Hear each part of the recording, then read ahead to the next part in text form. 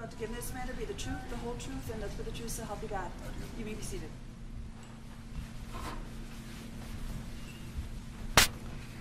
Could you please state your name and spell your first and last name for the record? Gaige, G-A-I-G-E, Grosskreutz, G-R-O-S-S-K-R-E-U-T-Z. Have you ever been convicted of a crime? Yes. How many times? 1. What city do you currently live in? Milwaukee. And did you grow up in Milwaukee? For the most part, yes. Did you have any experiences growing up that made you want to get into the medical field? Many, I think. I remember being a young child. My grandma was employed as a registered nurse at Columbia St. Mary's in Milwaukee. Like I said, being a small child, I remember her teaching me how to use a stethoscope and a blood pressure cuff. I'd say that was probably my earliest memory when I decided that I wanted to pursue a career in medicine. Where did you go to high school?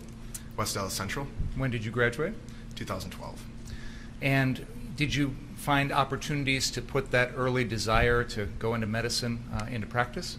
Yes. Tell us about that.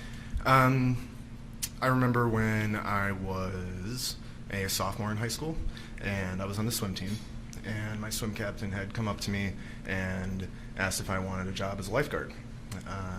So from there, I worked for the Milwaukee Lifeguard Corps, and then from there, I went to school to be an EMT basic. After completing that course, I then worked as a EMT on a private ambulance in Milwaukee.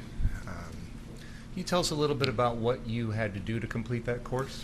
So the EMT basic is, I believe, 160, maybe 180 hours. Essentially, that comes to a couple days a week out of a semester.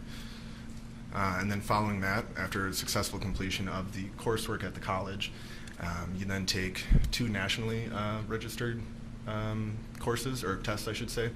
One is a psychomotor course, so that's a psychomotor course, test, exam.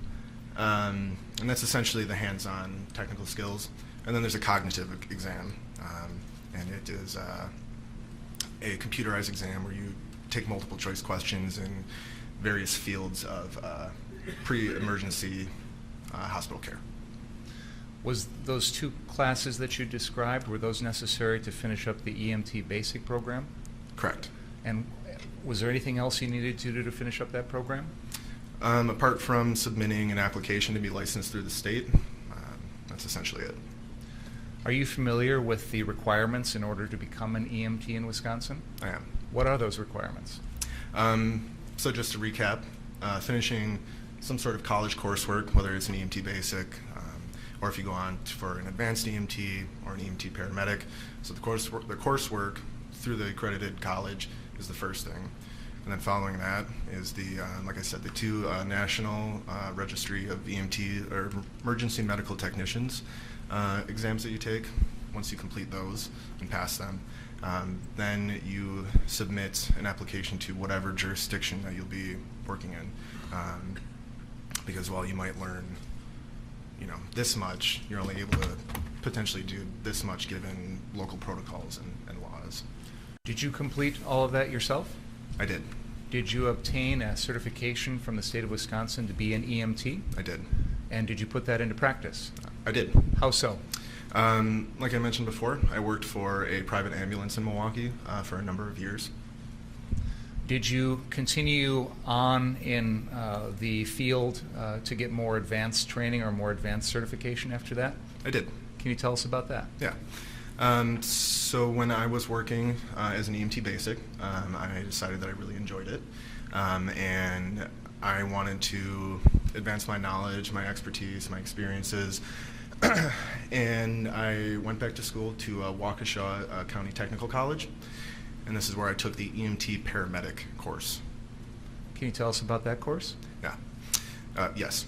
The EMT paramedic course, I guess a quantitative way to differentiate the 2. EMT basic is about 180 hours of class time, and EMT paramedic is about 1,600. So for the specific course that I took at Waukesha County Technical College, I took 34 credits in a semester. The way that this course was structured is you would take a morning class, and an afternoon class. And this would go on for the entire semester. These classes would be, for example, one of the first 2 courses that I took was one course specific in treating trauma, and then medical emergencies. So there's a difference between those two. So morning class, afternoon class, and then at the end of 2 weeks, in this kind of condensed, really fast-paced, really hard-hitting courses, you would then take the exam for those. And then as long as you passed with a B or higher, you were then essentially able to move on to the next segment. So if at any point in this program you were to fail a course, say you failed your morning class halfway through, but you passed your afternoon class, you would have to wait for the next academic semester to go back, to reattempt. Were you able to make it through that entire program? I was. Is that true for everybody else in your class? It is not. What was the kind of the dropout rate, if you will? From what I remember, we had about 25 to 30 students. Was one of maybe 10 that passed. Once you finished all of that coursework, did you get any new license or certification? I did. And what was that called? That is the EMT paramedic certification. Is that from the state of Wisconsin? That is. Do you remember approximately when you obtained that? That would have been 2014, I want to say. Can you help us understand the difference between an EMT and a paramedic? Yes, I can. Like I said, a quantitative way to delineate the two is the amount of coursework. A simpler way that I like to put it to people is paramedics can put new holes in people. So some of the, sorry, would you like to go ahead? Some of the things, for example, are administering IV medications, so knowing how to start an IV. Also, cardiocentesis, which is essentially a life-saving maneuver which involves extracting fluid from the heart. There's also a great deal of pharmacology knowledge that needs to be known. For example, EMT basics, can administer 6 different kinds of medications. Paramedics, and again, it depends on the jurisdiction that you're working in, but nationally, you're taught a little over 50 different kinds of medications. And that's not just names, but it's indications, contraindications, or when to use it, when to not use it, dosages, which can be dependent on weight, age, and then there's also just the general knowledge that's known. So while there are a lot more technical skills that you learn in pharmacology and things like that, it's also being able to identify and properly assess. After you obtained your certification as a paramedic, did you work in that field? I did. Can you tell us about that? Like I said, I'd been previously employed on a private ambulance as an EMT basic. I then continued to work on a private ambulance as an EMT paramedic. Did you ever do any of that work here in Kenosha? In Kenosha, no, but in Racine. I worked for Erickson Ambulance for a time. During your time working as a paramedic with that private ambulance company, what sort of medical emergencies did you have to respond to? So Erickson Ambulance does primarily, I think almost exclusively what's called inter-facility transports. So it's not like when somebody calls 911, Erickson Ambulance is the one to respond. Versus like in Milwaukee, there's essentially these calls are shared with the fire department and private ambulances, so the private ambulances kind of back up the firefighters. But specifically for Erickson Ambulance in Racine, when I worked as an EMT paramedic, our general patient population were elderly people. So this was, a range of emergencies, anywhere from diabetic issues to potentially mental health issues. There's always the chance or the chance of trauma. Say somebody falls. Cardiac issues are also a big, a more, I guess, ubiquitous thing with the geriatric. Cardiovascular emergencies are a lot more common given the age of geriatric patients. Do you remember approximately how long you worked as a paramedic? I'd say about a year. Were there ever times in which you had to deal with someone suffering from a gunshot wound? Yes, I have. What was that like?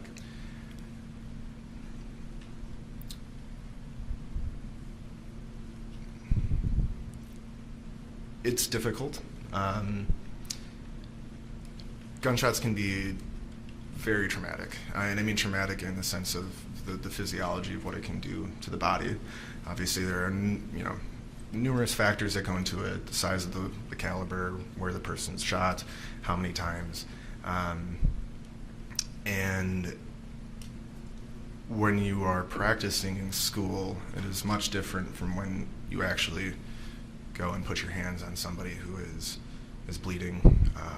There's lots of blood, screaming.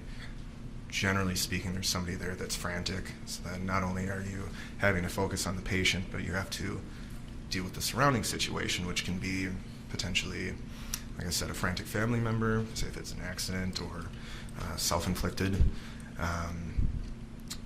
But also, it can be a dangerous situation to go into because, generally speaking, I mean, you shoot people to hurt them, and there's always that potential of continued on-scene violence.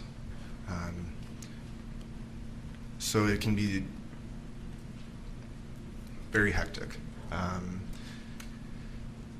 It definitely doesn't get easier the more you do it. Maybe going through the motions, going through your mental checklist of things that you need to do. But it definitely doesn't get easier watching that, hearing that. Since you obtained your paramedic certification from the state of Wisconsin, have you continued your education in that field? I have. Can you tell us about that? I went to school for outdoor education, and naturally through that field, you are finding yourself in remote areas where there is going to be some form of delayed care, meaning that you aren't able to get to a hospital within an hour. And that's commonly referred to as the golden hour, specifically with trauma patients. I then took a wildland firefighter course, which I did complete. And then I also took what's called wilderness first responder, which is it's essentially the industry standard for people who work in the outdoor industry. Have you worked in the outdoor industry, as you say? I have. What kind of work have you done? My first job in the outdoor industry was working as a sea kayak guide in the Apostle Islands. A sea kayak guide in the Apostle Islands? Is that right? Correct. Okay. Go ahead. And then from there, naturally through schooling and opportunities, I primarily worked with children, middle school age, and also from there I was am an American Canoe Association sea kayaking instructor, so I actually teach people how to effectively sea kayak. Bit of context, specifically for where I worked in the Apostle Islands, Lake Superior is very cold, can get very windy, which means very wavy, so it's maybe just a little bit more intense than maybe paddling around your lake cabin. Yeah. Are you continuing your studies today? I am. And how close are you to finishing those up? I have one more class that I need to complete to receive my bachelor's in outdoor education. I want to turn your attention, Mr. Grosskreutz, to the summer of the year 2020. And we're going to lead up to August 25th. But before that, did you spend time that summer attending any protests or demonstrations? I did. Can you tell us about that? After the death of George Floyd, I found myself demonstrating in Milwaukee. This was, I want to say, maybe 2 days after George Floyd's death. And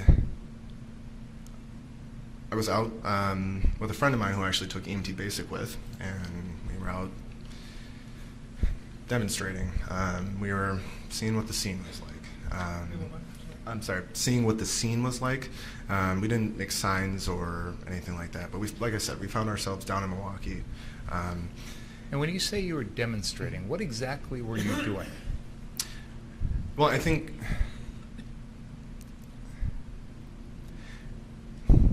what I was specifically doing was just being in attendance. But I want to make sure we understand what you mean by demonstrating. Were there people damaging property? No. Lighting fires? No. Was there any violent clash with police? No.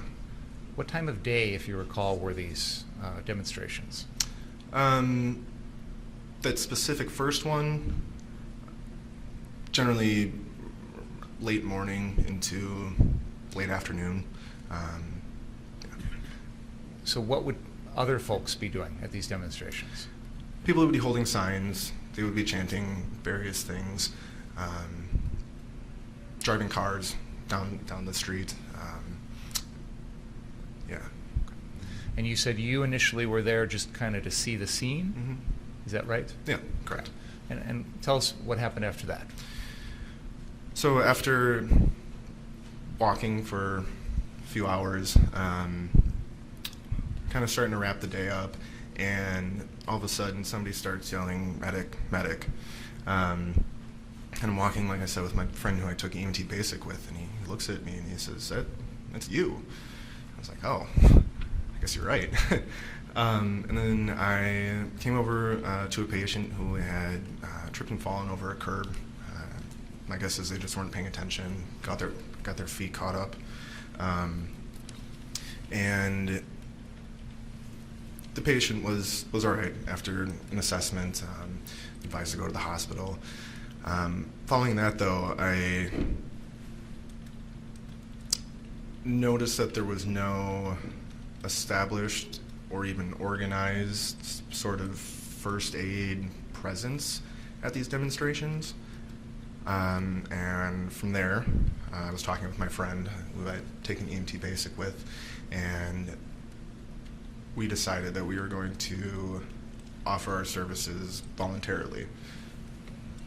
And did you do that? We did. Tell us about that experience. So I had talked to some of the prominent organizers in Milwaukee, and we kind of laid out a game plan, or how we were going to organize this. Essentially, as medics, we decided that we weren't going to be actively participating in any of the demonstrations. I think there's essentially an ethic code that if you are providing medical care, you shouldn't necessarily choose a side, because everybody has the right to protest or demonstrate, assemble, freedom of speech, but also everybody has the right to do that safely. So very early on, we decided that we weren't going to actively participate in these demonstrations. From there, my friend and I outfitted his pickup truck into essentially a mobile first aid station.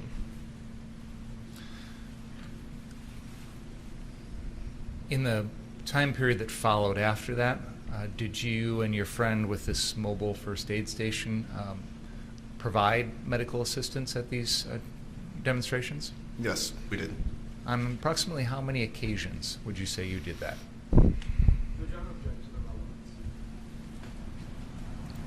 I think it's relevant for many reasons. It's establishing his background as a paramedic, which came into play on this particular evening. I think it also is drawing a contrast between him and the defendant. I'll overrule the objection on the first ground.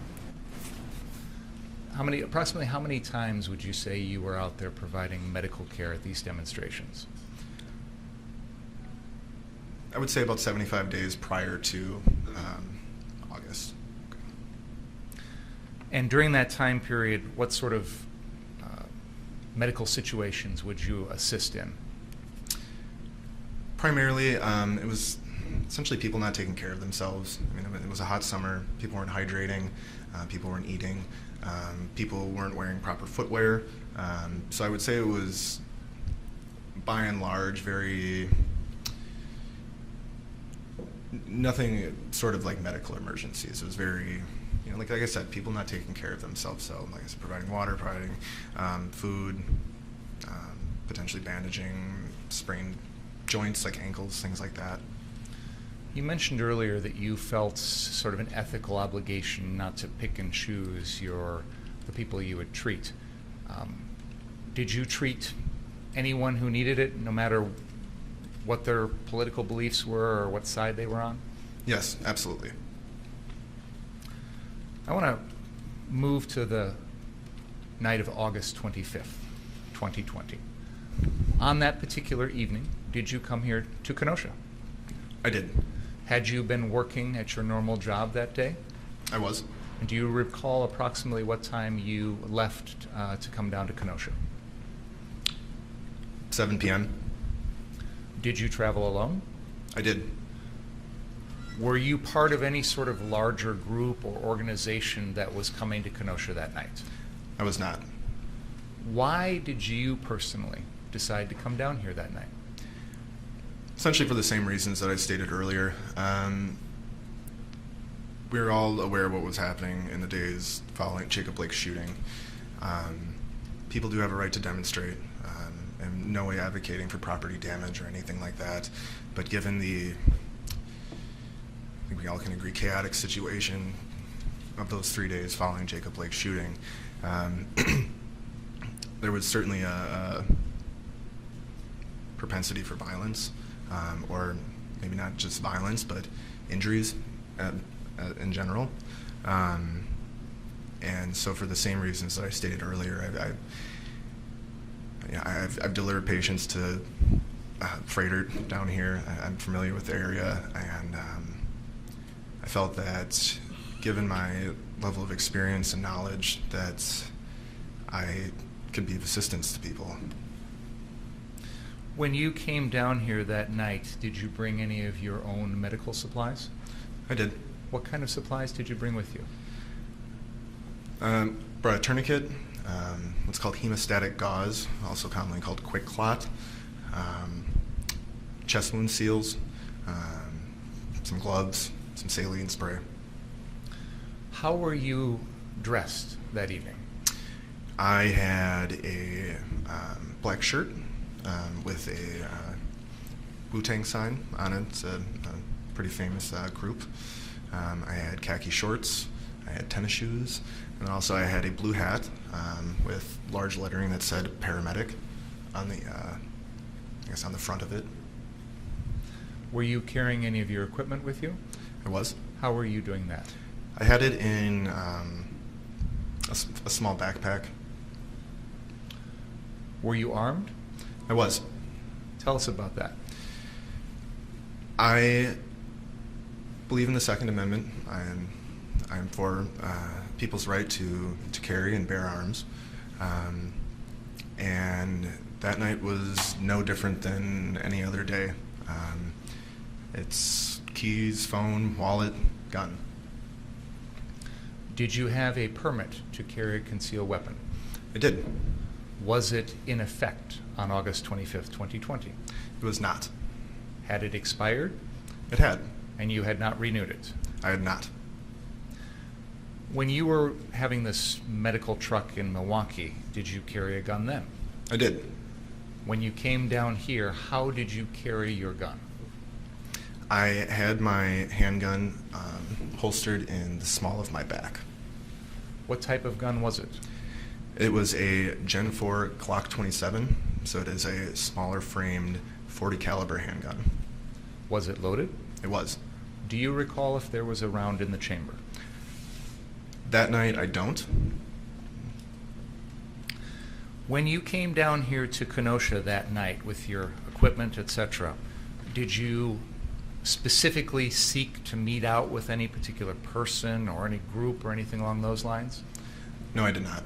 So tell us what you did when you first came down here. So after I arrived in Kenosha, I parked several blocks away. This is both for safety and protection of my property. I put on my equipment, which is essentially my handgun and my medical supplies, and then I walked towards the courthouse. From there, things were already, there was already confrontation between demonstrators and the police. And by confrontation, I mean people were throwing water bottles. The police were shooting pepper balls from the top of the courthouse. That sort of thing. And then after I arrived, I assessed the scene, and almost immediately I came upon a person who had been somehow, whether it was direct spray or in a gas formation or form, who was affected by the pepper spray. So immediately following that, I started treating this person. And then again from there, I was assessing the situation, primarily treating people who were affected by the tear gas, also delegating to other people how to effectively treat that. Now, when you say you were delegating, were these people that you knew that you were delegating responsibility to? No. So tell us about the delegating process. One instance that I can think of in particular, the proper way to treat, well, just to irrigate an eye in general, regardless of what is causing an issue, is you want to start from the nose and then pour out. The idea behind that is that if you have something that's affecting this eye, you pour it this way, then that chemical or whatever it is, irritant, can then go into the unaffected eye. So I had come across a person who was not properly irrigating the eye, and so that would have been one of the forms of delegation, just telling this person, hey, this is the proper way to do it. Whether or not they chose to listen to me, that's their choice. But again, just trying to provide some proper knowledge and treatment. Do you recall approximately how many people you gave medical assistance to that night?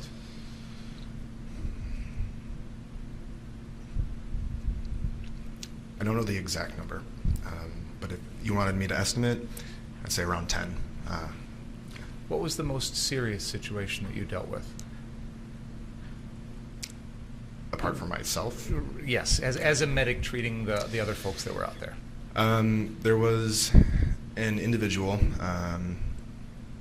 a younger patient, who had been shot in the crease of her left arm with what we presumed to be a rubber bullet, fired from one of the police, and she had sustained a pretty decent laceration. I mean, there was a pretty good cut from it, so whatever had hit her had some force behind it.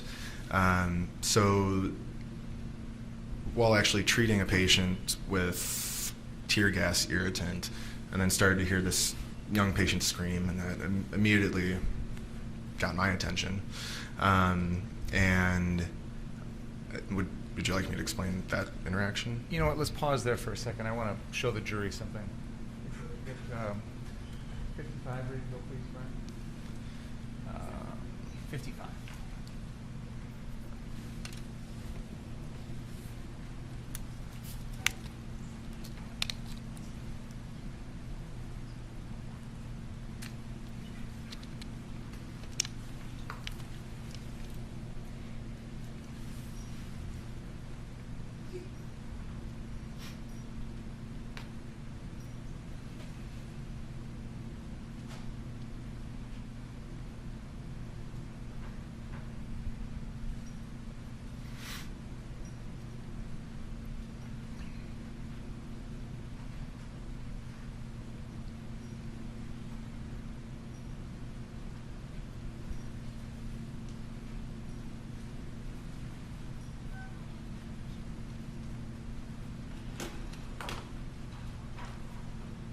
Mr. Grosskreutz, I'm going to play an excerpt of exhibit number 55, and I would like you to, when we're done, I'll ask you a couple questions about it, okay?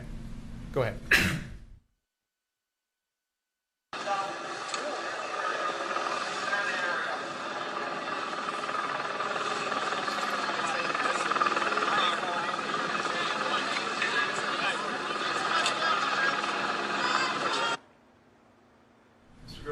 Pause the video there for a second. Do you see yourself in that video?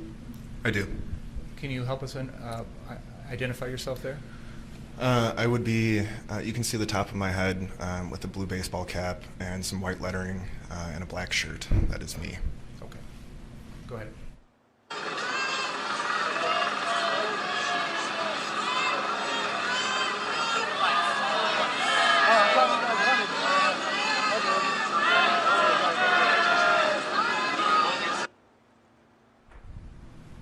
Mr. Grosskreutz, can you tell us what was shown in that video? This is me, several other individuals who I did not know, the patient laying on the ground, and what I later found out after I had treated the patient, their father. Okay. And was this the individual you mentioned who had a laceration to their elbow from a rubber bullet? That is correct. Do you remember where physically you were when you were providing that treatment? This would have been just across the street of the southeast corner of Civic Park. Okay, so basically right out across the square here. Correct. And this was on the night of August 25th? Correct. Can we go show Exhibit 56, please?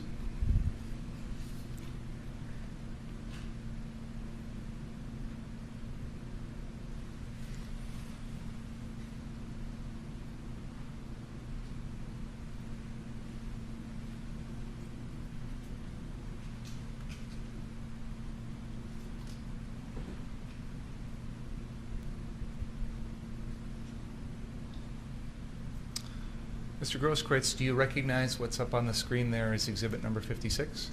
I do. Can you identify that for us, please? It appears to be a news article from the Kenosha News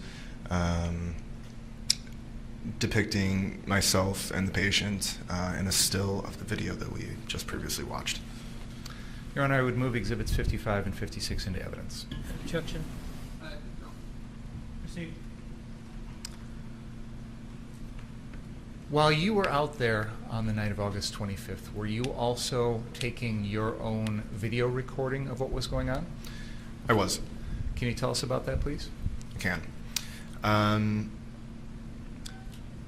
So essentially, when there wasn't a medical emergency or somebody seeking assistance, I am a ACLU legal observer, and I decided that the next best thing that I could do that night was just simply record. Was this something where you were just recording it onto your own equipment, or was it being shared in any way? It was being recorded from my cell phone, but it was through a Facebook live stream. Were you broadcasting live on Facebook while you were doing that? I was. And so that video would have recorded most of the things that you saw and places that you went while you were here that evening. Is that fair to say? That is fair to say.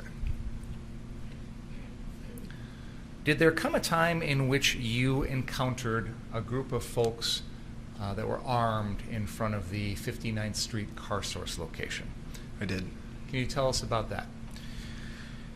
After the police had moved the demonstrators from the park, they started to form a line, which they would then advance, moving the demonstrators south down Sheridan Road. So I'd say maybe 10-15 minutes after they started clearing the park out, I found myself outside of the 59th Street car source. As I walked up, one of the first things I had noticed that there were people armed with long guns, AR-15 type weapons, similar to the defendants, and they had been on the roof. I recall like 3 of them, I think, and there were also individuals on the ground, similarly dressed, similarly armed. On the ground, I recalled 4 seeing initially. Do you remember the first time that you observed the defendant that evening? I do. Can you tell us about that? There was an individual who I had assumed came from the demonstration. The reason I assumed that is because this person was coming from north traveling southbound. This individual is being supported by two other individuals, kind of like that.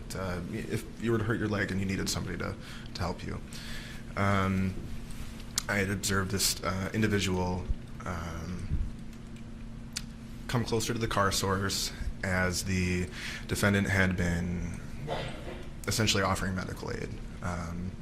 And then that was the first time that I saw the defendant. Do you know what happened with regard to that person who was being supported by other people and the defendant? I only know what I had seen in the moment. I don't know what happened to this person afterwards, but what I observed was the defendant offering medical assistance, and then this individual being carried in a way onto the car source property. I then heard somebody yell, "Don't let them treat you," and I turned around. And I don't remember why exactly I turned around, but then moments later I then turned back facing towards the car source and towards the defendant and towards that individual, and then that individual along with the other two people supporting them were exiting the property. Did you see the defendant provide any treatment to that individual? I did not. Do you remember a time when you were at that location, that car source location, and you observed a dumpster out in the middle of the road? I do recall that, yes. What do you remember about that? I didn't see how it got there, but it was your pretty typical municipal dumpster, green with the black top. I didn't see anybody actively pushing it. Like I said, I didn't even see how it got there. But it was probably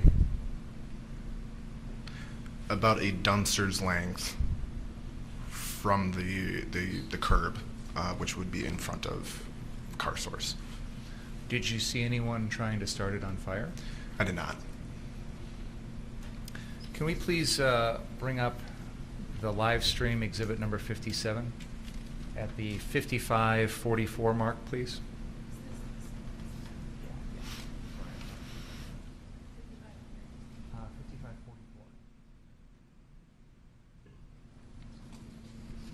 Go ahead.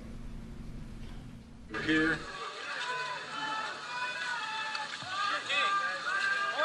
How's it going? You guys want to fuck around and find out? Do it. Fuck you. You won't do it, pussy. That's what's up. You won't do it. That's what I'm fucking about, bitch. Go back to your money. Protect your property, not the street. Protect the property, not the street. Protect your property, not the street. Protect your property, not the streets. Protect your property, not the streets. Protect the property, not the streets. Protect your property, not the streets. Protect your property, not the streets. Protect your property, not the streets. Protect your property, not the streets. That's what the fuck y'all here for. What we just observed, Mr. Grosskreutz, is that part of the live stream that you recorded that evening? That is.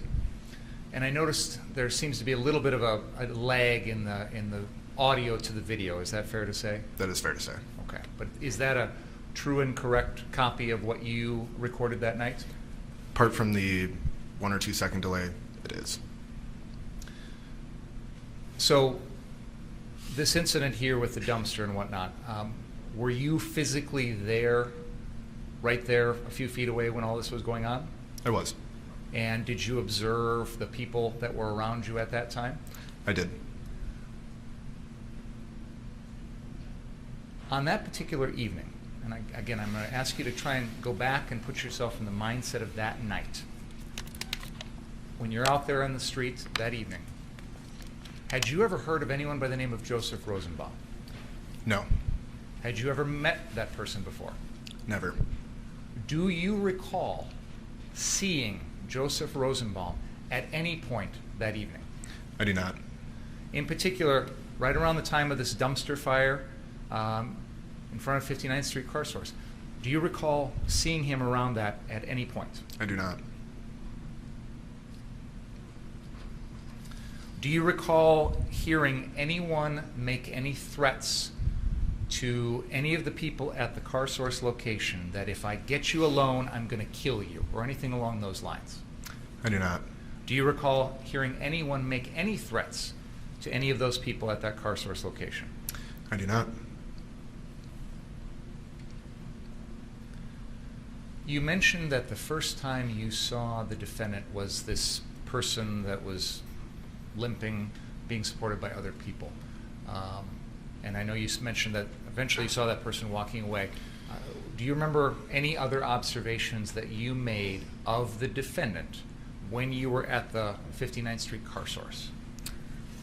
I do. Can you tell us about that? I took note, like I said, there were 4 people essentially in front of me that I could see, so I took note of what they were wearing, how they were armed. Like I said, they were all similarly armed with a similar weapon that the defendant used. Some of them, especially as you can see in the video, had body armor, chest rigs, and then I noted that the defendant was wearing a baseball cap, green shirt, jeans, and then also a rifle. At that moment in time, did you have any idea who he was? No, Never met him before? never. Were there times in which you saw him wearing gloves on his hands?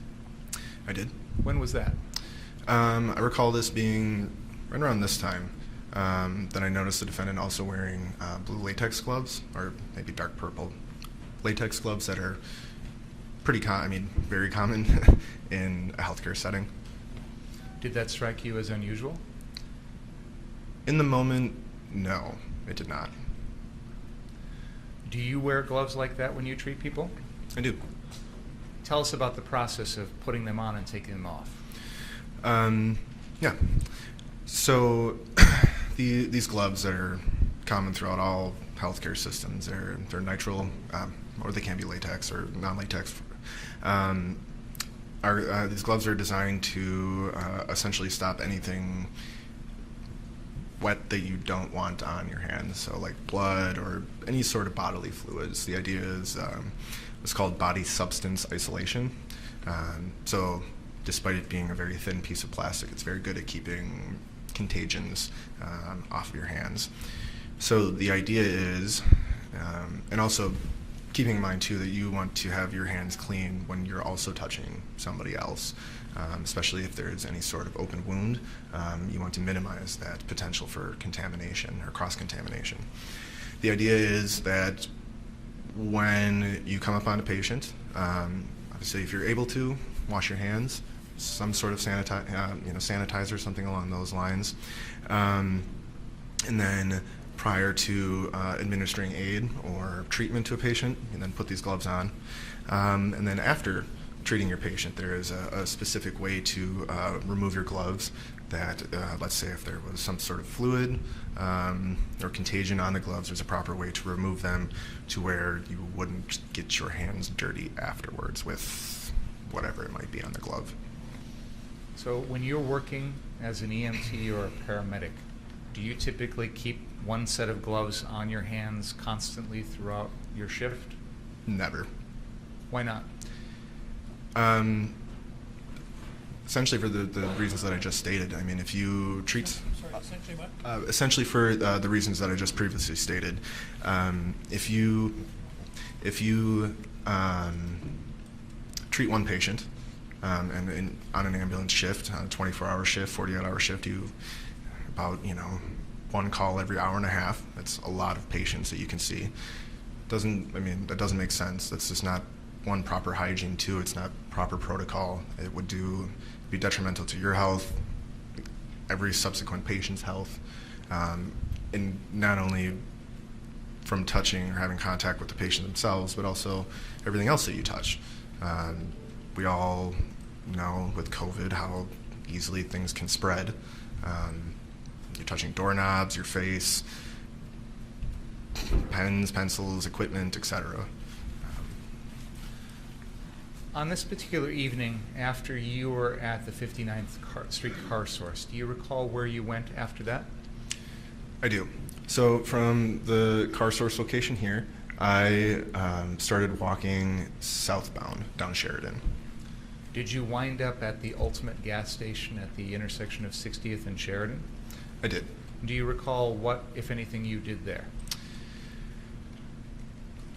Nothing different than I had previously been doing. So like I explained, when there was no patient essentially to treat, then I started recording. Again, I'm an ACLU legal observer. I thought that was the best way that night that I could provide another aspect or another perspective of an unbiased account. I mean, video doesn't lie. Yes. So when you were leaving 59th Street, heading down to the ultimate gas station, were you still wearing your hat with paramedic written on it? I was. Did you have anyone come up to you at that particular time and request any sort of medical assistance? No, nobody did. Did there come a time in which you heard gunshots? Yes. Can you tell us about that? I was slightly south of Ultimate Gas Station. To be very specific, I think it's Ray's Barbershop, which is either the adjacent building or one there over. While I was recording, and I had heard a series of gunshots, what I determined to be a few blocks south of where I was. What, if anything, did you do? I first sat and listened, and then had there were people watching my live stream, so I had been narrating essentially what I was seeing, what I was hearing. I'd heard these gunshots,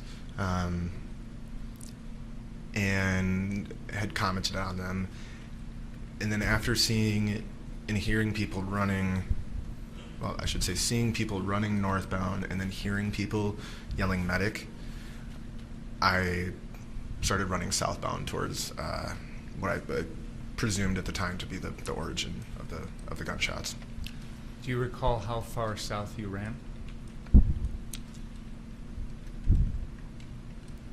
There's a map up on the wall behind you if that's helpful.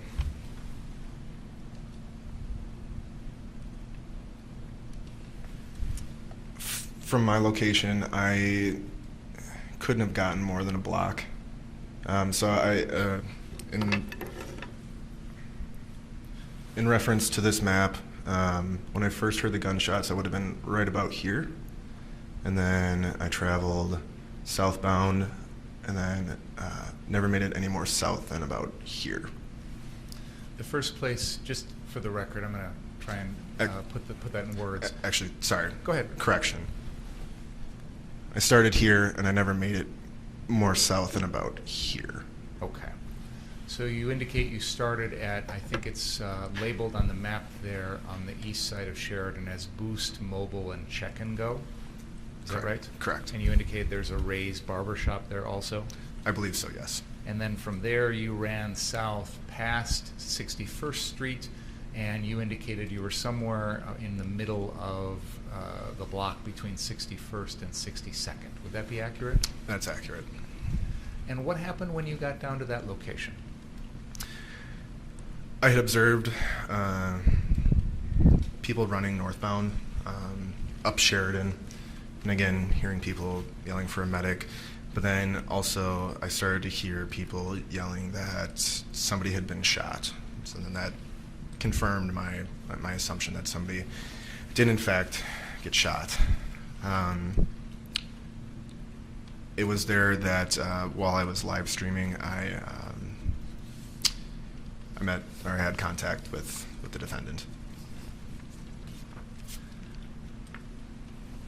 Can we please play Exhibit 57, the live stream, starting at the 1 hour, 17 minute, and 10 second mark?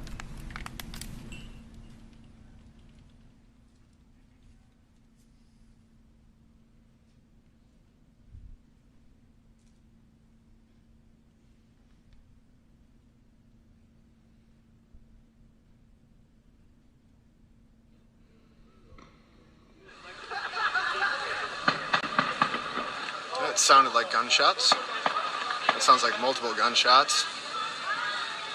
People are scattering. Now this is southbound on Sheridan. This is, I was just at 60th. Looks like they even set up a recliner. Oh, 110%, bro. Yeah, dude. 100.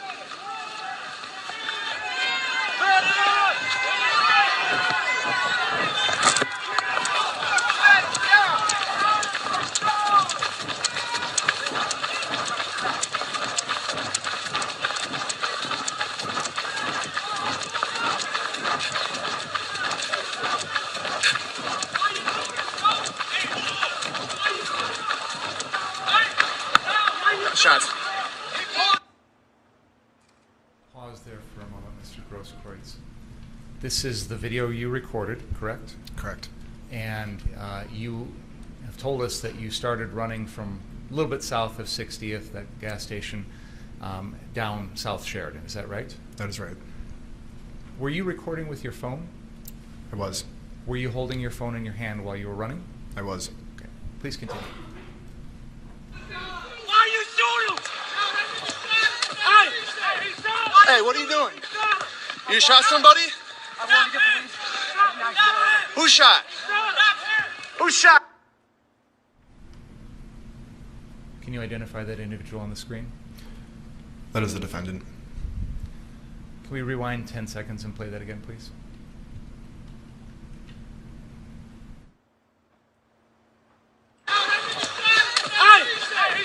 Hey, what are you doing?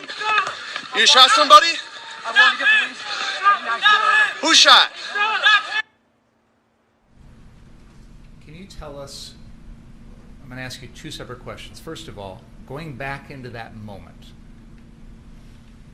that interaction you just had with the defendant, what did you think at the time he said to you? At the time, I had thought that the defendant had said, I'm working with the police. I didn't do anything. Now that you've had a chance to review the video, do you know what he actually says? Yes. What is that? After watching the video, he said, I'm going to the police. And did he say anything else? I didn't do anything, is what I make out from. It's hard to hear from the muffling, but that's what I make out of it. I want you to try and put yourself back in the frame of that evening when you heard him say something to the effect of, was it, I'm working with the police? Is that right? Correct. What was your reaction to that? I found it odd, and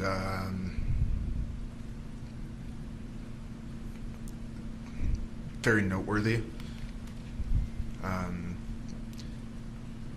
Previously in the night, an individual I had recorded, Mr. Balch, had described some sort of plan with the police that they were going to essentially push demonstrators south down Sheridan and then past the car source lot, and then from there we're going to essentially retreat or back up that line. And Mr. Balch had explained that there was some sort of understanding, some sort of plan, to whatever extent that is, but that the police were going to push protesters down past the car source. And he said that then the police told him that it was up to the militia members, as they refer to themselves, to deal with them. When you heard the defendant say what you thought was, I'm working with the police, did that bring back that other knowledge, what Mr. Balch had said? Yes. Can we play the video forward just a few more seconds and then I'm going to pause again? Who shot? Stop him! Hey, stop him!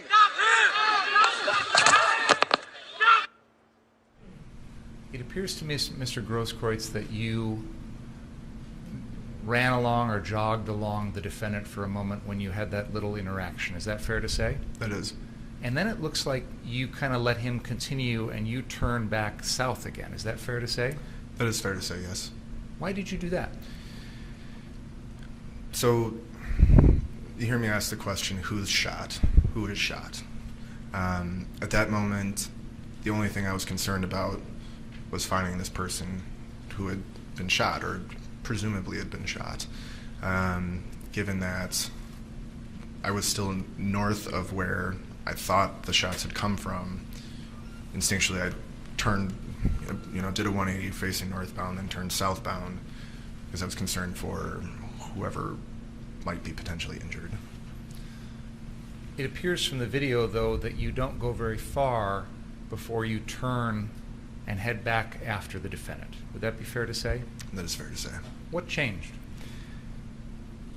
I'd seen a number of people running northbound in the same direction as the defendant. I'd started hearing people saying, he just shot that guy, he just shot somebody. So, yeah. So then you turn around and head back north after the defendant. I wouldn't say after the defendant. Why did you turn around and head back north after you heard these people say these things?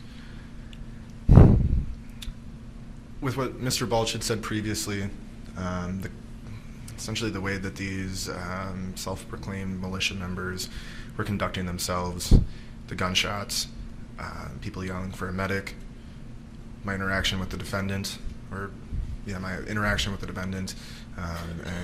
really the lack of information that I had gotten from him, and specifically what I had thought I had heard, then coupled with this group of people running northbound, I had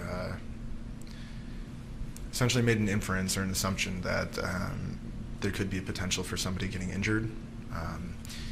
And anytime you bring a firearm into that equation, the stakes are much higher for both serious injury and death. Based on all the factors that you just outlined for us, did you feel like your services might, as a medic, might be more needed in the direction the defendant was headed? Correct. What did you do after that? After I had turned around and started running in the same direction as the defendant, again, this I wouldn't say that there was more people joining, but more people were then pointing out the defendant, saying that he had just shot somebody, that he's trying to get away, get him, things of that nature. And then so again, further inferencing from the things that I heard and experienced, witnessed earlier in the night, I thought that the defendant was an active shooter. And like I had mentioned earlier, anytime you add a firearm into the equation, like I said, the stakes are so much higher for somebody potentially being seriously injured or being killed. Can we please pull up exhibit number 5? Exhibit 5. This is the BG on the scene video.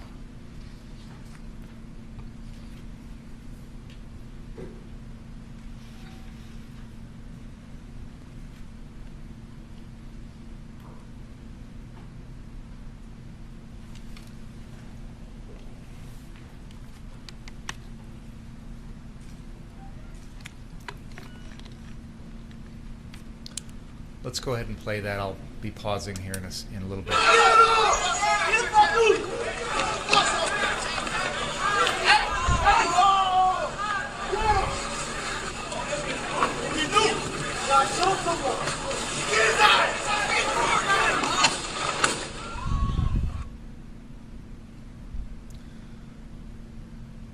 We just saw you come running into the screen from the right. You're just behind that figure in the white shirt. Before this moment, had you drawn your firearm? No. Where was it? Like I mentioned at the beginning, I keep my pistol holstered in the small of my back. But don't you have it in your hand at this point? I can't see. Okay. Can't see from this video. Did there come a time when you were running that you did pull your gun out? Yes. Why? Again, in the moment, I thought that the defendant was an active shooter. Having been not too far behind, like you had mentioned, I'm just about to come into the frame here. I had heard several more gunshots, and again, making inferences, the defendant was the only one with a large caliber rifle. I'd seen an individual jump over the defendant, and then the defendant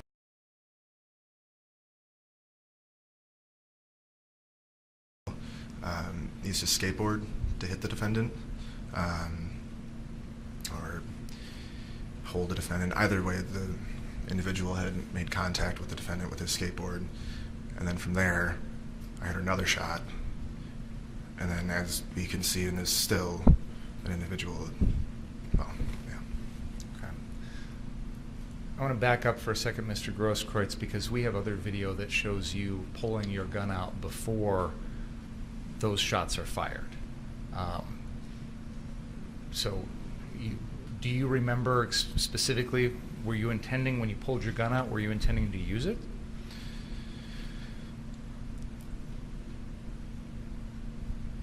If I had to. I didn't draw my firearm with express intent of using it, but also being ready if I had to use it. Let's continue the video for a little bit, and I'm going to pause here.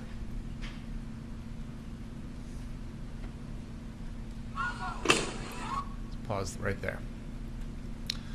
We've already seen this video. There's an individual on the left who had been shot at twice by the defendant.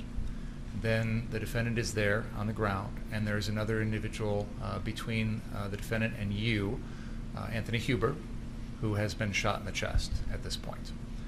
And that individual to the right of Mr. Huber that's sort of crouched over, that's you, correct? Correct. Okay. Did you witness the defendant fire 2 shots at that man on the left? I did. Did you witness him fire a shot into Mr. Huber's chest? I did. So when you come upon the defendant at this point, do you recall what you were holding in your hands? I do. What were you holding? In my right hand, I had my Glock pistol, and in my left hand, I had my cell phone. What was going through your mind at this particular moment?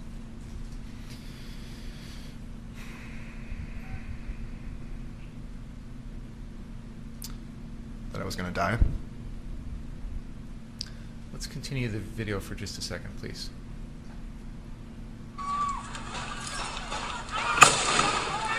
Pause. There's a time in this video when you appear to hold your hands up. Do you know about that? Do you recall that? I do. Why did you do that? After Anthony Huber was shot, you can see in the video I'm not too far behind him. And the defendant had, after murdering Anthony Huber. The objection is sustained. That whether the death of Anthony Huber was caused by murder or not is for you jurors to decide and not for the witness. So please keep that in mind. That people, when they're in the court and they're testifying, they can be affected by their emotions, sometimes by their jobs, and they will, for someone who comes into a physician, for example, with a gunshot wound, may be identified as a victim, and that's the language that they speak in the hospital because the person comes in with a gunshot wound. Here in the court, where the issue is yet to be determined whether someone's a victim or not, and it's to be based on the evidence presented in court, and it's a decision to be made by you jurors, not by a witness, not by the judge, not by the prosecutor or the defense attorney. So I'm going to ask you to strike the comment, which was this witness's view of the subject, and because it carries no weight. It's for you folks to decide. Any question about that? Okay, thanks. Go ahead. So you had just seen Mr. Huber get shot. Correct. And so what was going on in your mind? I was very close to the defendant, and I thought there was a high likelihood that I would be shot myself. Can we back up and play 10 seconds? Go back 10 seconds, please. Please continue.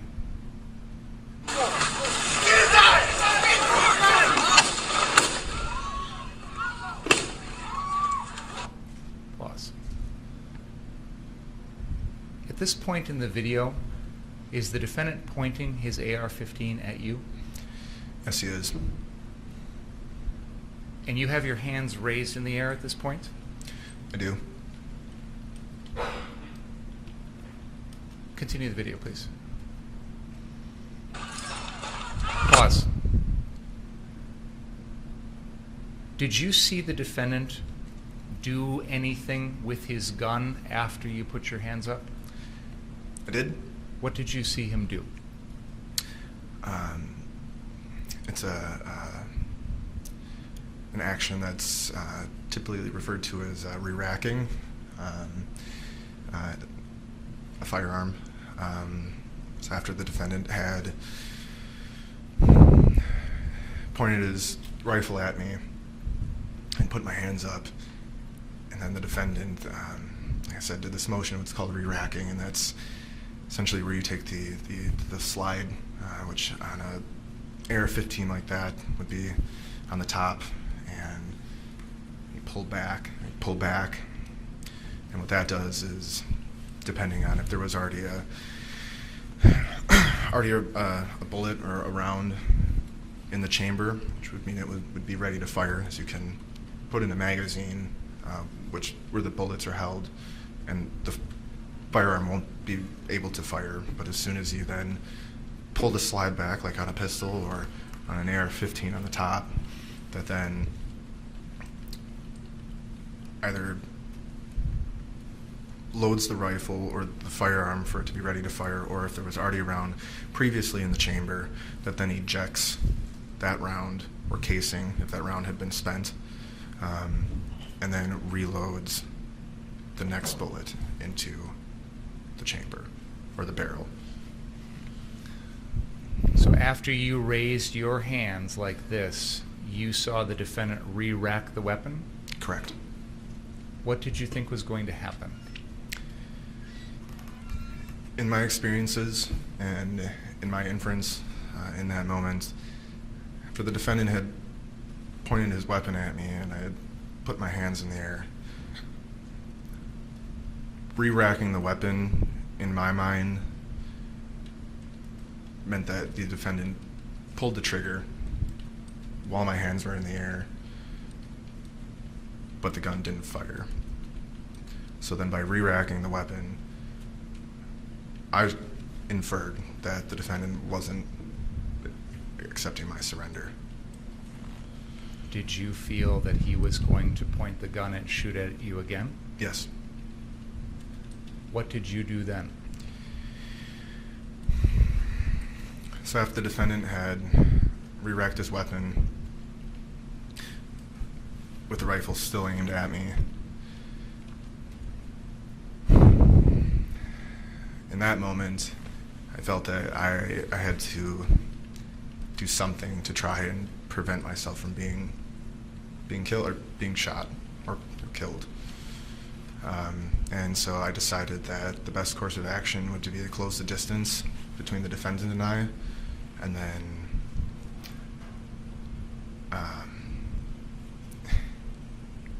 from there, I don't know. I mean, if it meant trying what Anthony had just tried, wrestling the gun, detaining the defendants, I don't know, because I never had an opportunity. I do know, though, I was never trying to kill the defendant.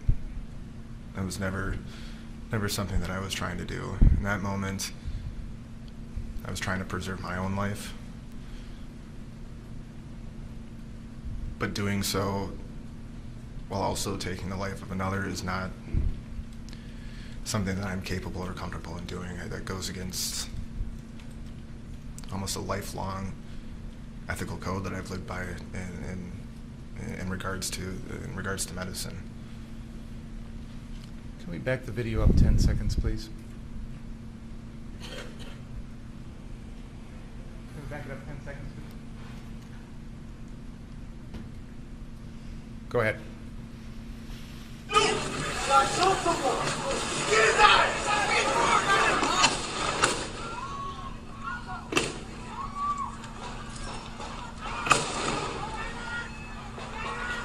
Pause.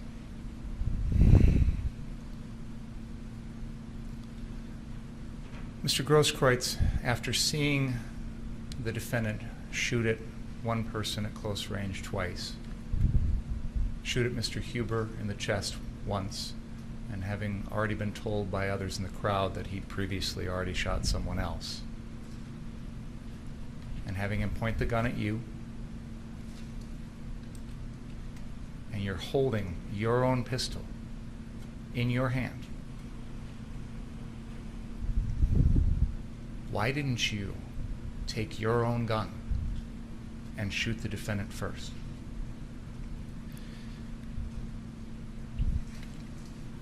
Like I said, that's not the kind of person that I am. That's not why I was out there. That's not why I was out there for 75 days prior to that. Why I spent, up until that point, spent my time, my money, my education, providing care for people. It's not who I am. And definitely not somebody that I would want to become. And in that moment, I thought it would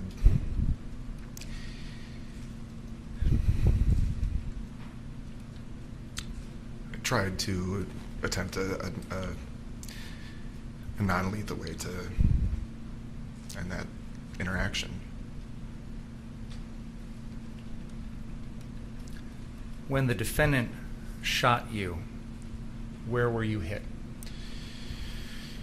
I was hit in my right bicep. What kind of damage did that do?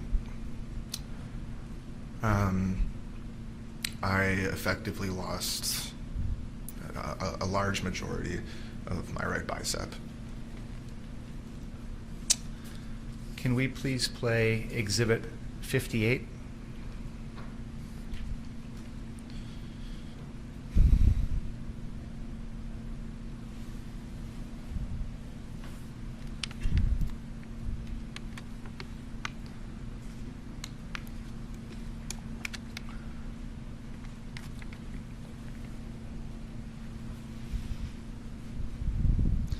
Before we do this, I do want to let everyone know that this is going to be very graphic.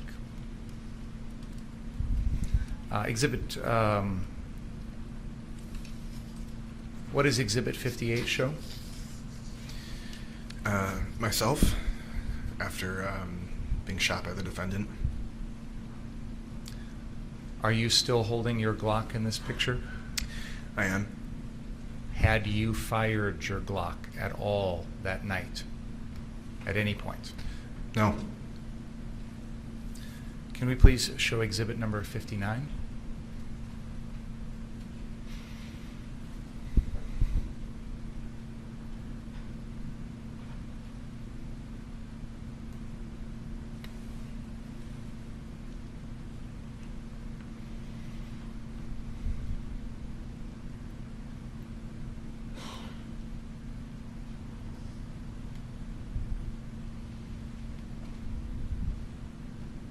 Can you describe what this picture shows, Mr. Grosskreutz?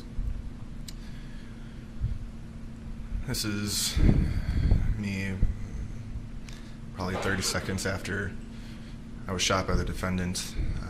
You see who I believe to be Mr. Lukowski on the right of the screen. Me in the center with the blue paramedic hat. Right above my hat is Mr. Balch, I believe. And then to the left of me, unfortunately I don't know who the two individuals who you can't see their faces are. But then that is a person I came to know as CJ Halliburton, who was also live streaming that night. And him, myself, and Mr. Lukowski are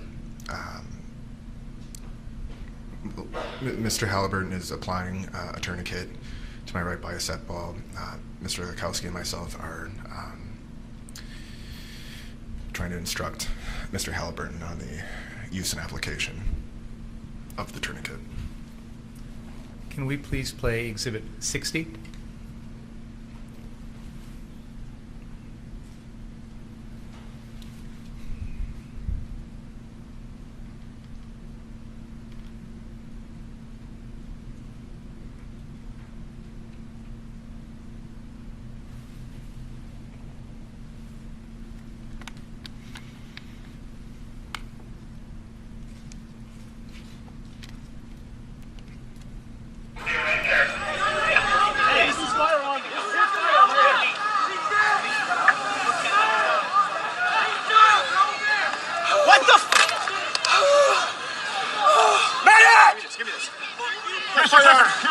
That was not me! I just saved him! Come on! Hey, look at me.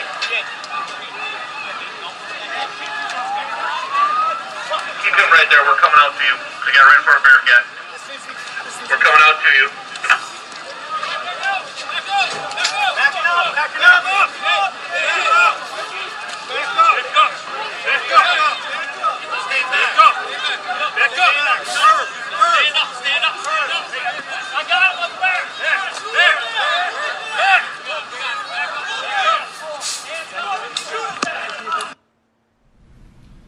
Your Honor, I would move Exhibits 58, 59, and 60 into evidence. Objection. Received. Would this be a good time for a break, Your Honor? It is. Please don't talk about the case during the break. Read, watch, or listen to any of the account of the trial. We'll see you in a little bit.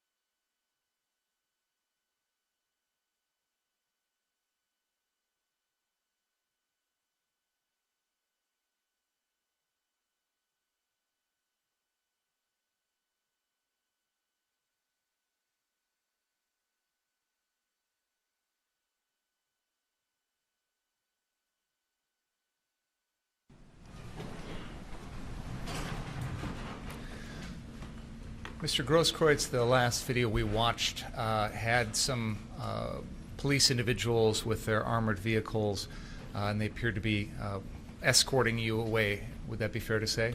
That is fair to say, yes. What happened after that? After the police officers that responded in the Bearcat, or that armored personnel carrier, they assisted me getting into the back of it. The inside, from what I remember, is designed. There's 2 benches on either side with a pretty narrow walkway. From here, I had officers on either side of me. I had been seated on the floor in between the 2 bench seats. And then from there, I remember having a conversation with what I'm going to assume was the medic on that. I don't know if that was a SWAT team or what the organization of that unit was, but it appeared to me that whoever I was having this interaction with, this conversation with, was the medic, for lack of a more specific term. From there, from what I remember, this SWAT medic was attempting to start an IV on me. We then had a conversation regarding whether or not, well, let me back that up. While this medic was trying to start an IV on me, I had begun asking him to apply another tourniquet because my arm was still bleeding. So as far as medical practices can go, if whatever wound is still bleeding with a single tourniquet, the idea is you want this thing to be very, very tight to stop all blood flow. The idea is life over limb. But you can apply another tourniquet or an additional one to assist in stopping the bleeding. And then from there, we arrived at the hospital, and the SWAT members, the police officers, opened the back of the door, or the back door of the Bearcat. A few of them got out first and essentially provided a perimeter, and then another 1 or 2 officers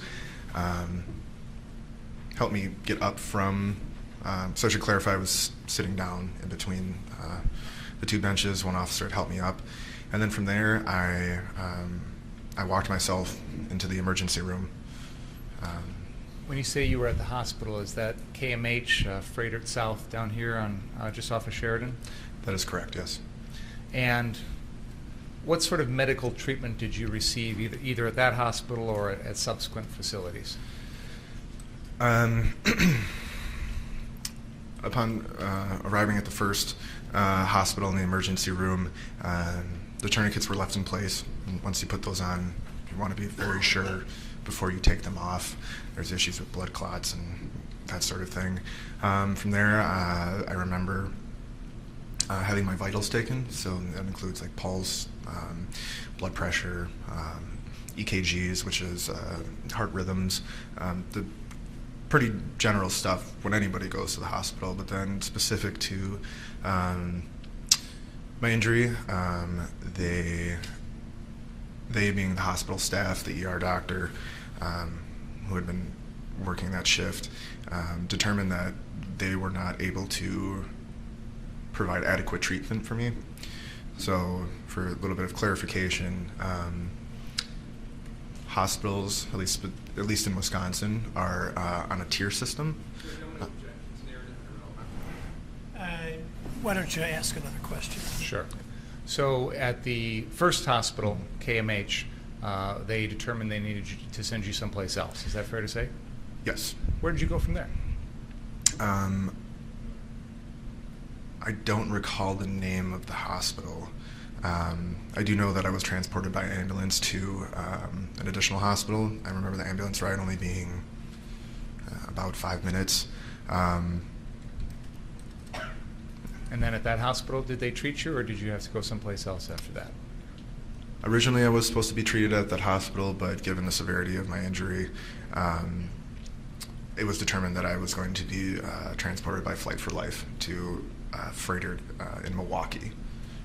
And once you got up to Freighter in Milwaukee, did you have to undergo any surgical procedures or anything? I did. Can you tell us about that? Yes. When I first arrived to Freighter in Milwaukee, I was brought into the trauma room. Essentially from there, I was stripped naked, getting prepped for surgery. And that surgery, from my understanding, is the first one is what's called a debridement. Essentially what that is it's a very deep cleaning of a wound to stave off infection. Essentially it's scraping away the dead tissue. Now, we've heard other testimony that when you were shot, it was shortly before midnight on August 25th. Were you eventually taken up to Freighter Milwaukee sometime overnight? In the early morning, yes. And the surgery, would that have occurred shortly after you got to that hospital? Almost immediately after me getting there, yes. Do you recall if there were any other surgical procedures done on you while you were at Freighter that early morning? The early morning, I don't believe I had any surgeries. I was in the ICU, a few rooms over from Jacob Blake, and that, like I said, it's an intensive care unit, so it's for serious traumatic injuries or medical ailments. But then from there, I was moved to what would essentially be a tier down from that, so it's like the long-term ICU, if that makes sense. And then from there, I had, I don't recall if it was 2 or 3, but I do know I had at least 2 more of these debridement surgeries. Again, that's where it cleans off the tissue. Was there eventually surgical procedures done to try and repair the damage to your arm? Yes. When was that? That would have been the Monday, the following Monday. Okay. And have you undergone more than one of those types of procedures? That specific procedure, no. Okay. Overall, how much treatment have you received since this shooting to try and repair the damage?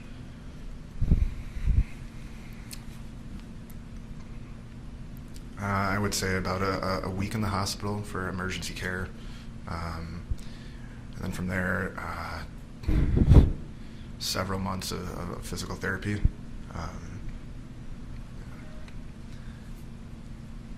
Now, when you got to the hospital, one of the hospitals, you said they took everything off of you. Did you have anything with you that you had picked up on the street while you were out around that night? Yes, I did. What did you have? I had a spent tear gas canister. I have an exhibit here which has been marked as exhibit number 61, I believe. Is that what the sticker says on there? Okay. I'm going to have Detective Antaramian remove this item and hold it up for the jury. Mr. Grosskreutz, is the detective holding up the item that you're referring to? Yes, he is. I would move exhibit 61 into evidence. Objection? No. Steve? Where did you find that? That would have been maybe 50 feet south on Sheridan from Car Source. From that 59th Street Or, car source? I'm sorry, yes, 59th Street Car Source. Okay. And you said it was spent, meaning whatever originally was there, all the gas had come out. Correct. Is that right? So it wasn't capable of doing any further damage or harm to anyone. Correct. Why did you pick it up? I don't know.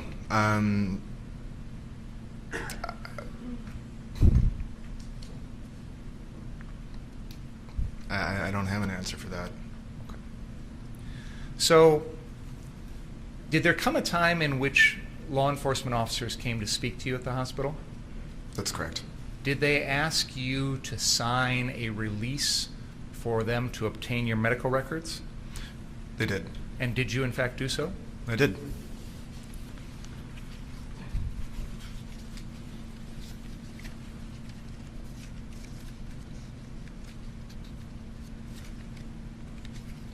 Did you also provide the officers with a statement about what had happened to you? Yes, I did. And did you describe to them the fact that you had been recording the night's events on a Facebook live stream? Yes, I did. When you say a Facebook live stream, is that something that if someone's on Facebook, they could possibly see that if they wanted to? That is correct. Did you also have a copy of that video on your phone?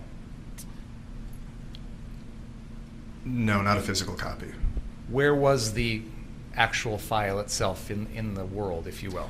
When you record something on Facebook Live, it gets stored in your profile videos, photos. So while I didn't have a physical copy of it on my phone, I was able to access the recording via my Facebook through my phone, if that makes sense.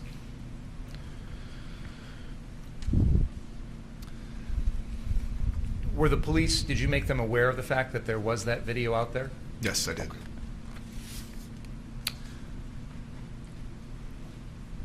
Around the time that you were in the hospital that night after the shooting, in the early morning hours, etc., did you become concerned about your own personal safety? Yes, I did. Can you tell us about that? After the events of August 25th, it was made known to me pretty quickly that people online and in person were... Sure sounds like it. It goes to his state of mind, Your Honor. There's What state of mind about what? cooperating. This is intimidation.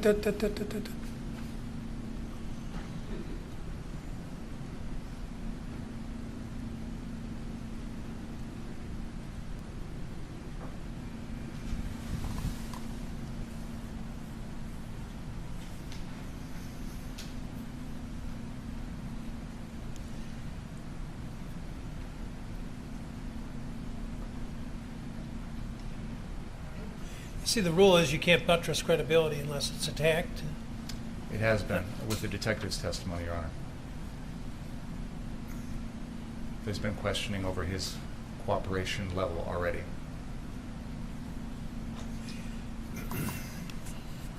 I'm going to overrule the objection and allow the evidence. But and we're working again with the hearsay rule. So I'm not going to permit the evidence to be considered as proof of what he may have seen or heard about what was on the internet, but rather as proof of circumstances operating on his mind. Does that make sense? So it isn't to be taken as true if, let's, for example, I'm gathering you're going to suggest there was some suggestion of harm, potential harm. It's not being offered to prove that there was in fact a true risk from any particular source of any harm, but rather what he concluded based upon the information that he heard. Make sense? Okay. Thank you. Please continue telling us about your concerns for your safety. So, like I had just said, it had been made aware to me that people online were making threats, going above just personal opinion, as well as people coming outside my place of residence, family members, including my mother, my grandmother, an aunt that I had hardly talked to. And that became very concerning for me.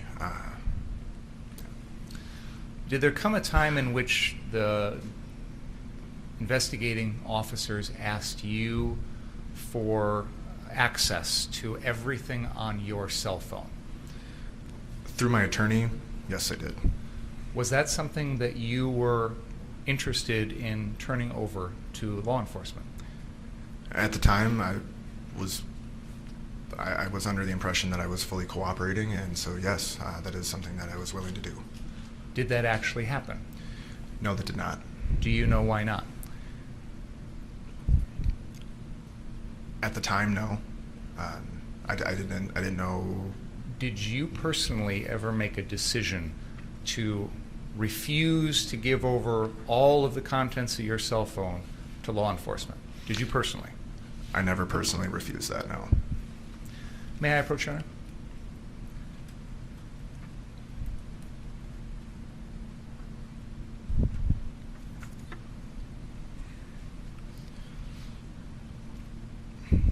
Mr. Grosskreutz, I have put in front of you a document which has been marked as exhibit number 68. Do you recognize that document?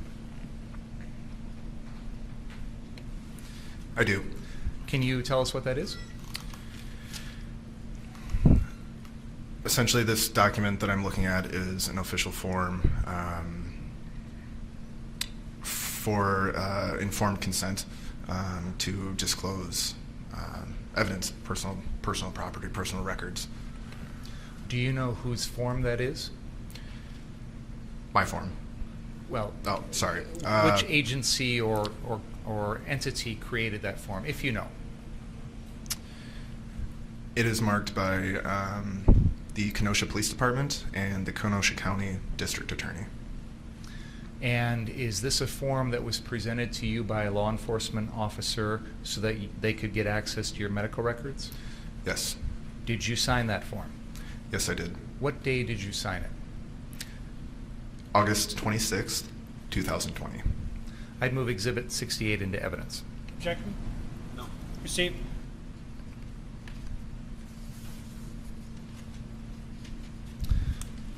After everything that you've been through, Mr. Grosskreutz, do you still have any physical issues with your arm?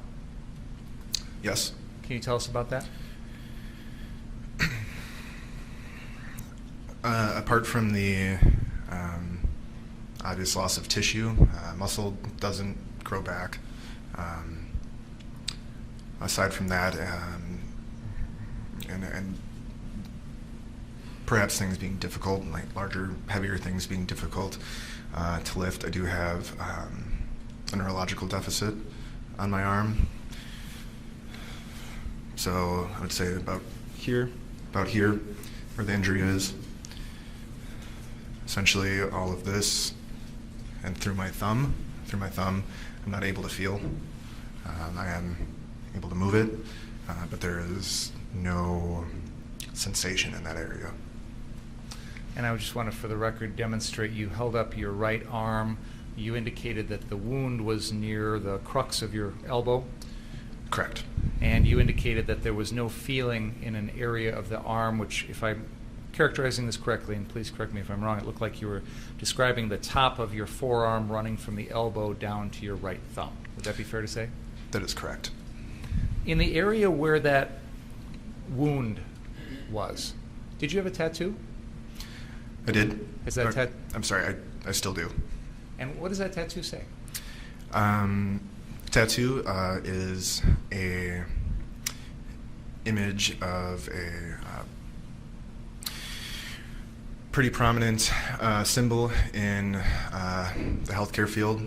It's the snake wrapped around the cross, or sorry, around the staff. On the top, there is a banner that says "Do no harm," meaning do no harm. It's a banner on the top here, and then on the bottom, there was a banner that said "Do no harm," KNOW harm. Yes. And that's one of the mantras of the medical industry is first, do no harm. Correct. One moment, please.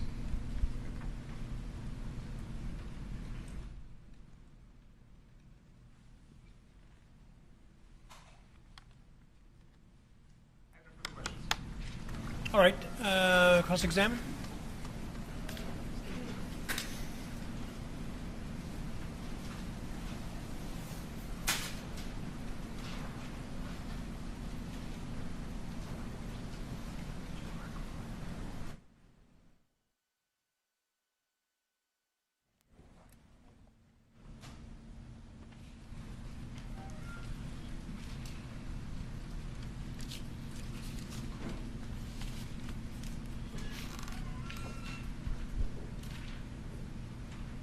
So, Mr. Grosskreutz, on the morning of the 26th of August, do you remember telling the officer who interviewed you, sometime during the incident, my Gen 4 Glock 27 that has a belt clip attached fell off my waist? Remember that? I don't recall saying that, no.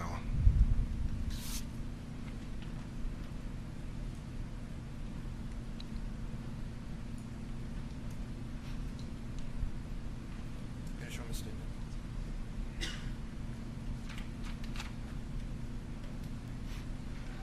Mr. Grosskreutz, I'm going to show you what has been marked as exhibit number 69 for identification. Do you recognize that document? I do. Okay. And that's, if I could be fair, I'm not going to stand by you the whole time, so I'm sorry, but is that your signature?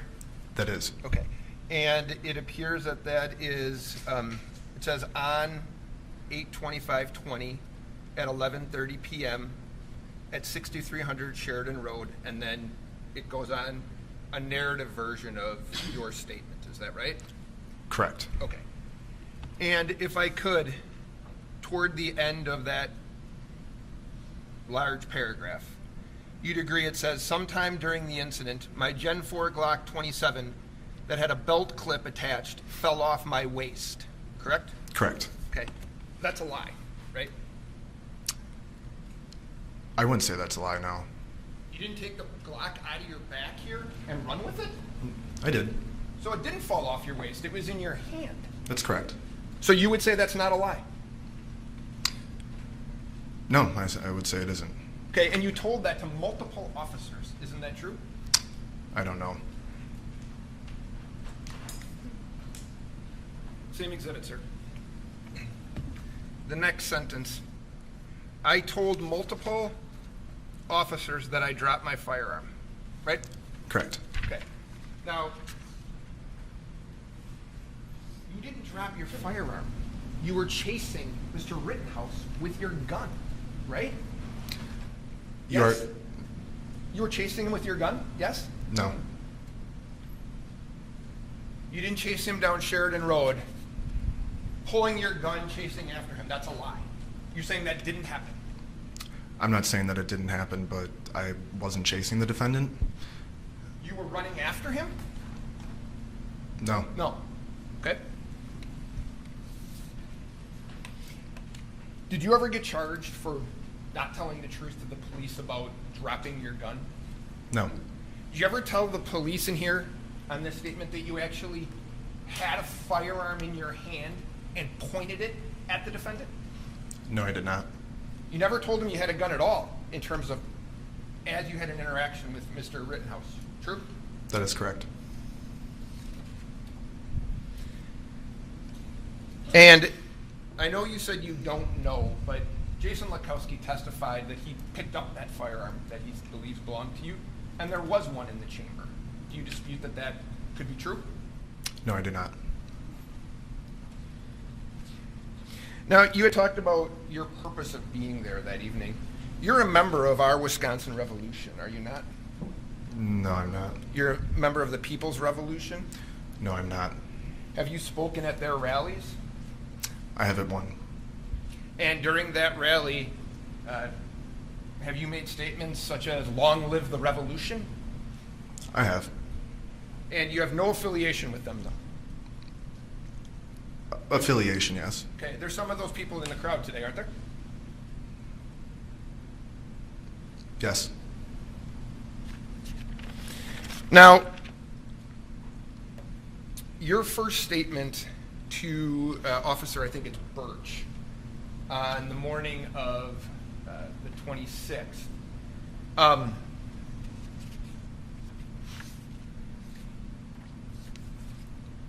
when he's asking you about what happened,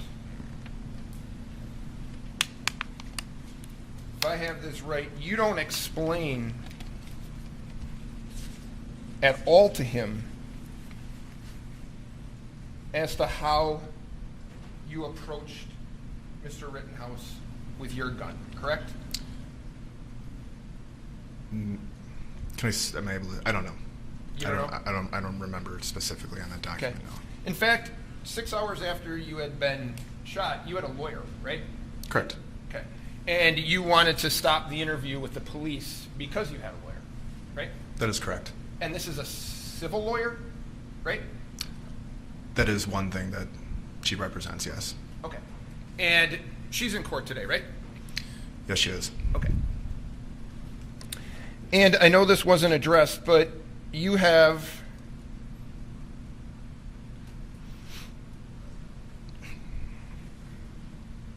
I'm going to show you Exhibit 62.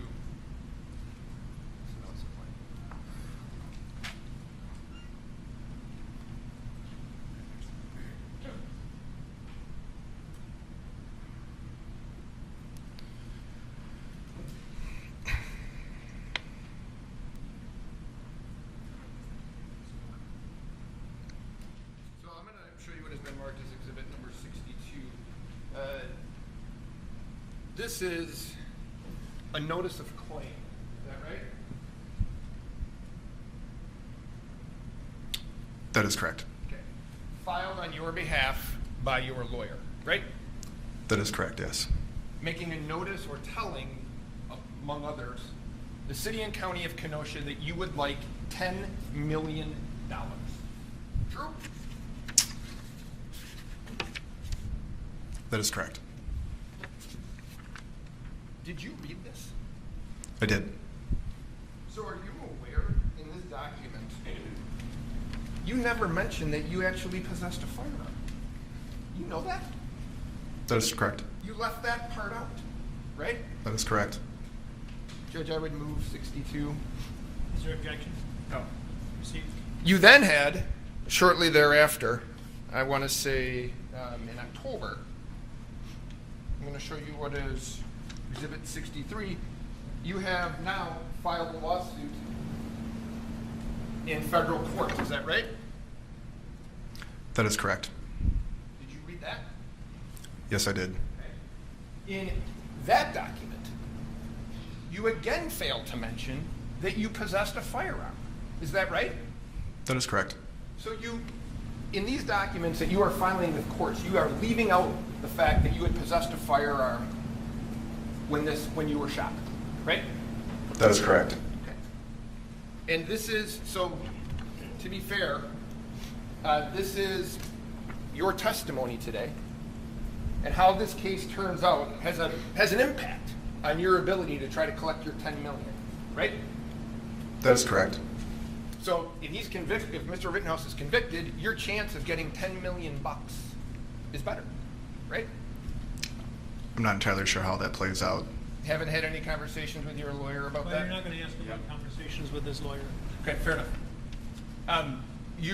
You're aware that if Mr. Rittenhouse is convicted, your chances of getting the $10 million are better? I'm not objecting, Your Honor. This has been asked and answered, and I don't think he's got a basis to answer that. Judge, Well, I sustain on the first ground. I would move 63. Objection? No. Received.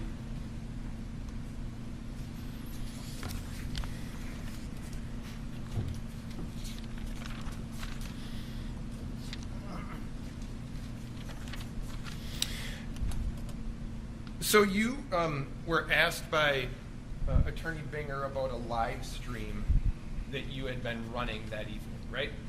That is correct.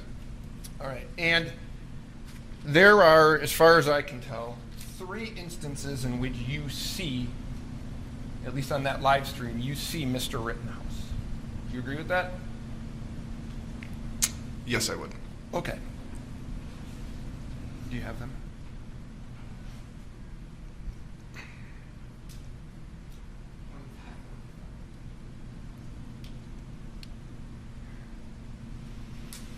And during that first contact, which we'll see, you're filming, you had talked a little bit about this, you were filming him 2345.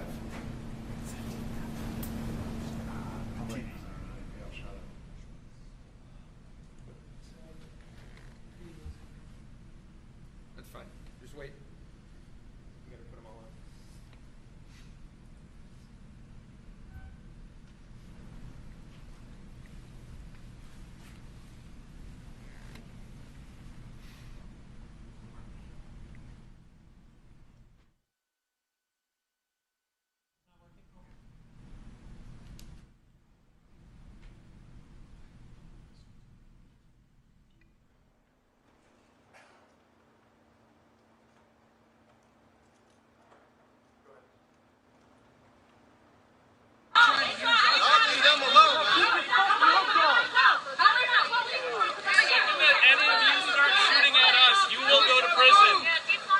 light some tear gas on me. No, I don't defund the police because I ain't doing none of that tear shit down. I don't think you understand what defund means. We're not asking for abolition yet. We're asking for social programs to be funded, so we don't end up with more redneck asses like you. Yeah, when I see her in the street, I'm gonna put these hands on that bitch. This is my like 5th time tonight. They don't like being tear gas. Nobody likes being tear gas. I understand why you guys are out here though. There's a lot of fucking people from out of town last night. I'm not seeing as many people from out of town here tonight. I don't think it's been very much. No, and like our whole goal here is cops are straight up with us, right? They were gonna push y'all to us, have y'all get pissed off at us, and then wrap you guys the fuck up. Right. So that's Time that you saw him have contact with people who were carrying the woman, you had said? Yes. Okay. And now, to be fair, you didn't think he was doing work as an EMT proper, right? In that instance? Yeah. No, I wouldn't say that. You wouldn't say that you thought he was doing it? How did you think he was doing it? I hadn't even observed the defendant administer anything, so at that point, You didn't see him threaten anybody, right? no, I did not. You didn't see him point his gun at anyone? No, I did not. Didn't see him raising his voice in an agitated manner or anything like that? No, I did not. Okay. And I know you said that you heard people say something along the lines of "don't go to them." Do you help her out? No, I do not. Okay. Now, later on, 31 minutes. 31:00. Later on, you see him walking. Would that be fair? Right? You can play it from right there.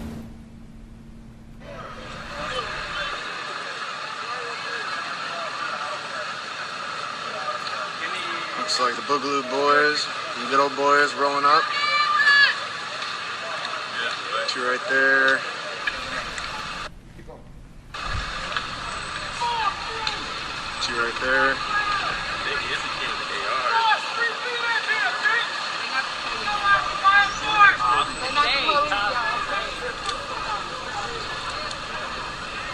You fucking laughing? Fuck you!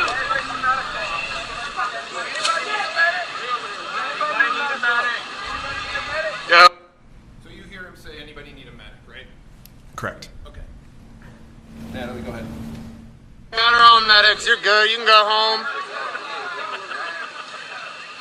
Fucking stupid. And that's you, right? Speaking? Yeah. That is correct. So you say you can go home, you fucking stooge. Right? Correct. Okay. He didn't do anything to you, did he? No. You didn't see him threaten anyone, did you? No, I did not. You didn't see him act aggressive toward anyone, did you? No, I did not. In fact, again, whether you agree that he's a medic or not, he's asking people if they need help. Agreed? That is correct. Okay. Then 57:28. Mr. Banger had asked you about this one, and this is the time that Mr. Rittenhouse you videotaped him. That's fine right there. Go ahead. I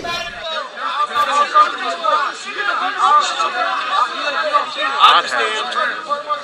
Hey, your job isn't to be in the streets. You guys stay on your property. That's why you got problems already with people. So you see him pulling a dumpster out of the road, right? Correct. And you'd agree on normal situation, a dumpster's not supposed to be in the road? In normal situations, yes. And you hear somebody telling him, hey, that's not your job. You're not to do that, right? That is correct. He doesn't react to that person at all, does he? No, he does not. He doesn't threaten that person in any way? No, he does not. He doesn't point his firearm at that person? No, he does not. To be fair, he ignores that person, doesn't he? I think that's a fair way of putting it. Okay. And in terms of the next time you really see him is your contact with him on Sheridan Road after the shooting of Joseph Rosenbaum, right? That is correct. Okay. Now, you were asked, were you armed with a firearm, and you said that you were, right? Mr. Bringer said, what do you bring? And you said keys, wallet, whatever else, and a gun, right? I did say that, yeah. Kind of standard operating procedure for you out in the summer of 2020? Not just the summer of 2020. Oh, so you had carried your firearm at times previous to that? That's correct. And you're doing that for personal protection, correct? Correct. And you're carrying it concealed, are you not? That is correct. It's unlawful for you to carry it concealed. Is that not true? Unlawful? Yeah, you can't carry a concealed weapon without a CCW permit, right? That is correct, yes. You have to open carry. You have to have, been talking about people with their guns out, you have to carry it with it out if you don't have a CCW permit, right? That is correct. And you didn't have a CCW permit, did you? I did have a CCW permit. It wasn't valid, correct? After the fact, yes, I found out that it was not valid. So have you been charged for unlawfully carrying a firearm? No, I have not. So you're carrying a gun for protection in your, if I have it right, back here, right? That is correct. And I'm motioning into my kind of my belt area. Correct. Okay. Now, your first contact with Mr. Rittenhouse, I think you had testified that you believed that he said to you that he was going to the police, or that he was working with the police, right? That is correct. Well, on your statement on the 26th, which is the first statement you gave to law enforcement, right? Correct.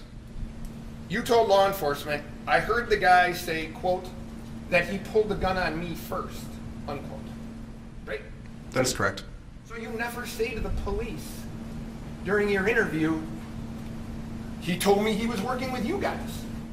You never tell him that, do you? That is correct. So when you make contact with Mr. Rittenhouse, tell me if this is fair.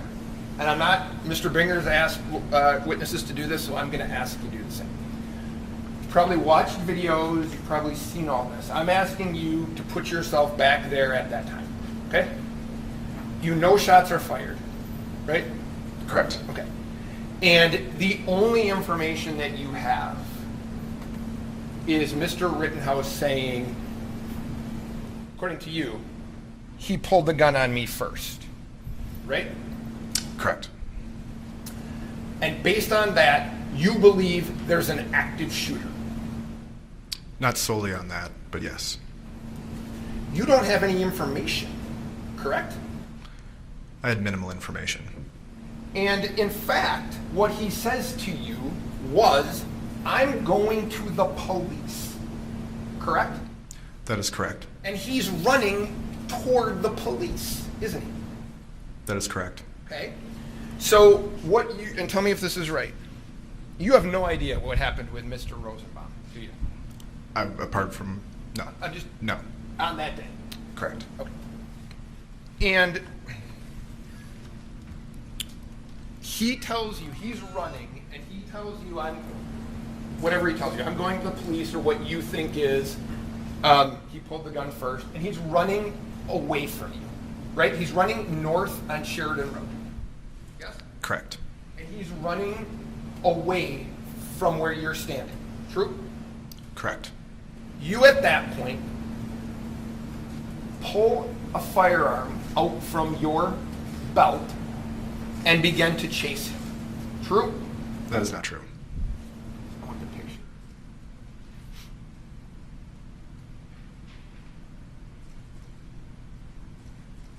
I'm going to show you what has been marked as Exhibit 35. You take a peek at that for a second.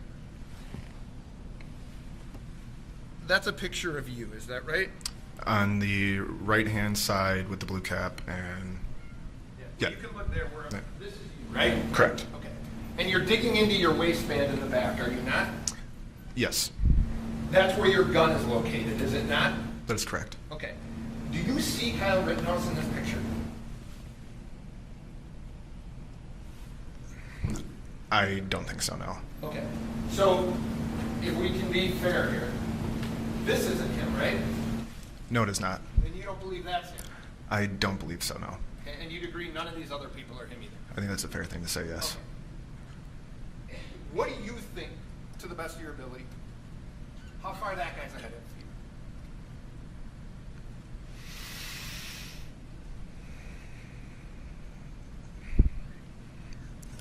It'd be hard to tell, but based on what I can see here, maybe 30 feet. Okay. So you believe, based on this, Mr. Rittenhouse is more than 30 feet ahead of you because he's not behind that guy, right? Yes. Okay. So he's 30 feet, at least 30 feet ahead of you. You look like at that point you're moving. Is that right? That is correct. Okay. So with him 30 feet ahead of you, running away from you, at that point you pull your firearm and begin to chase him, correct? No. You don't begin to chase him? Nope. No, I do not. You head in the direction that he's running. Yes? Correct. But you just happen to be running in that direction? It has nothing to do with Kyle Rittenhouse running in that direction? No, it does have to do with the defendant running in that direction, yes. Okay. So you are trying to chase him down? No.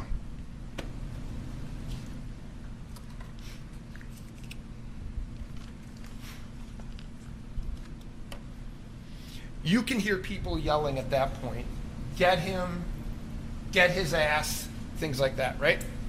That is correct, yes. Did you hear, there's one that I've heard on this, and I don't know if you've heard it. Cranium that boy. Did you hear that? I've heard it after the fact. In that moment, I do not recall hearing that, no. Okay. But you acknowledge you hear get him and get his ass. Correct, I do. Okay. So, fair at that point, you believe those people are chasing him down. Yes, I do. And I'm going to use the word mob, you use whatever word you want. It's getting bigger as they're running, isn't it? More people are joining this. I think that's a fair thing to say. And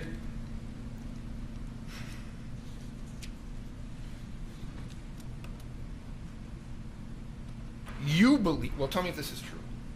You were concerned for Kyle Rittenhouse's safety. Yes, I was. You were concerned because you saw, and I'm going to refer to him as the only way we referred to him, jump kick man. So you see this guy kick him in the face. True? I do not see Jump Kick Man kick him in the face. You see him attempt to kick him in the face? From my perspective, I didn't see any specific motion regarding kicking. But it is fair to say that I did observe Jump Kick Man going over the defendant. Okay. And he's going, if you remember, he's going over the defendant with his foot in the air, correct? I don't recall that. You have a picture of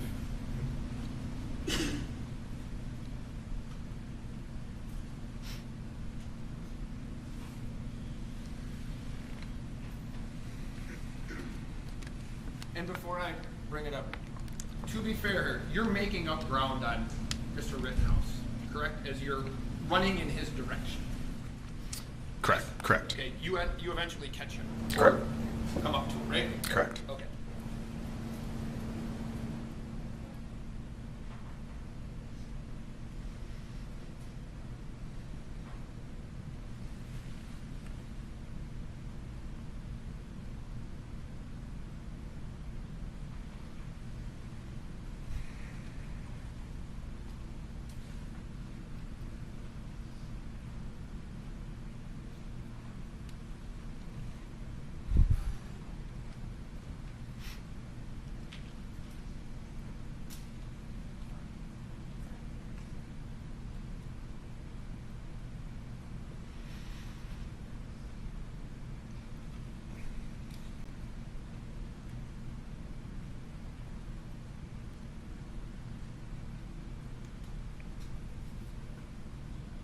You can turn around, or whichever you want to do.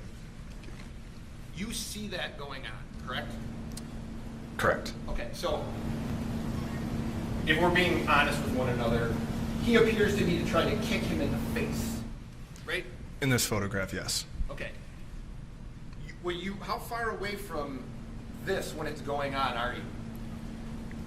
I don't recall how far away I was exactly when this action occurred. You're a matter of feet, though, right? I think that's a fair thing to say. Okay. Close. All right, and you're seeing this, so you are having some concern, maybe as a medic or while you're training, that Kyle Rittenhouse is in physical danger. Is that right? Correct. Okay.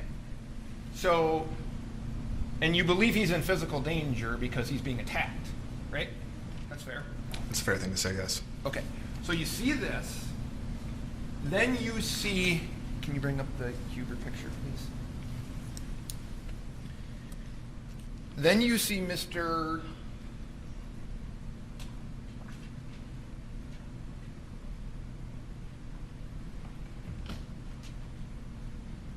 Then you know that's, you didn't know it then, but you know now that's Anthony Huber, right? Correct. Okay.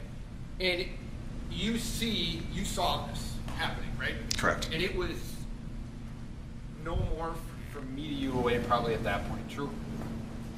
I don't recall, but that's probably Right fair. ballpark? Yes. And in fact, you had mentioned to the officers that you even recalled Mr. Huber holding onto the trucks of that skateboard when he was striking you, right? Correct. And that, to be fair, as a medic, that concerned you, did it not? I think anytime that there's a risk of head trauma, it's a risk. Yeah, no, fair enough. So, you believe in this picture, one of the reasons you wanted to intervene was you believed that Mr. Rittenhouse was in danger of being seriously hurt, right?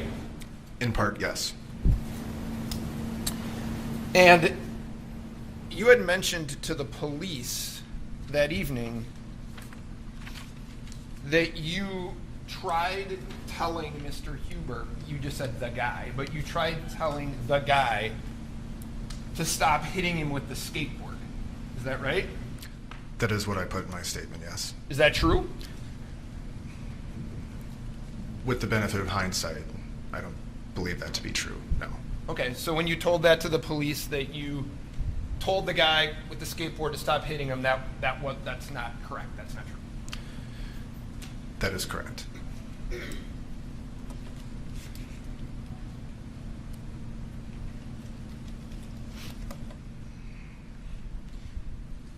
Now, your original statement then to the police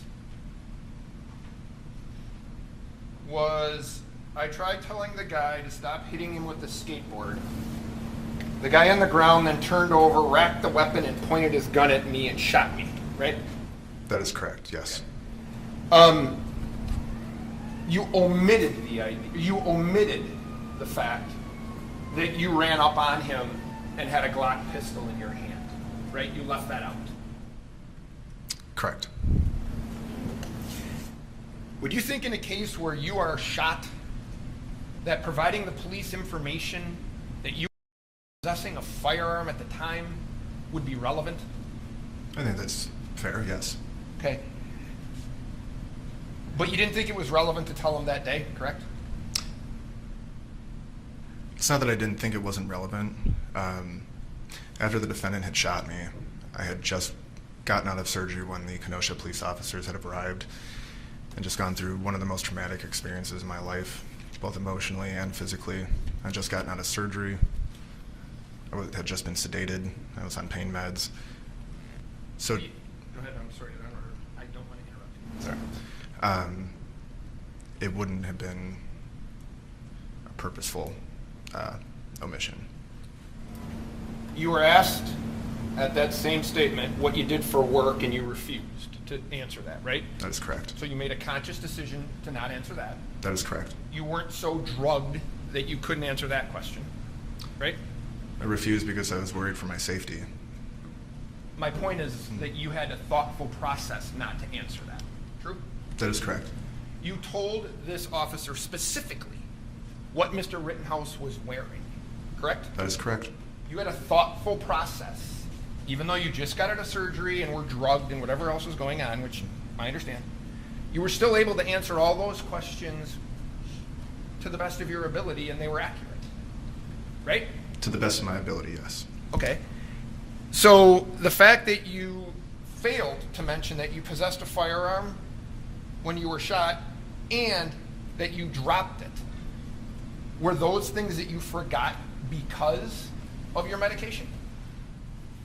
I would say not only the medication, but also the traumatic experience that I'd just gone through. And you understand it's the only information that you appeared to have forgotten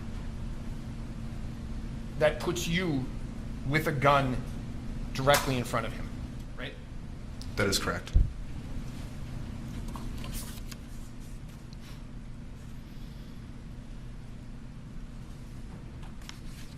Now,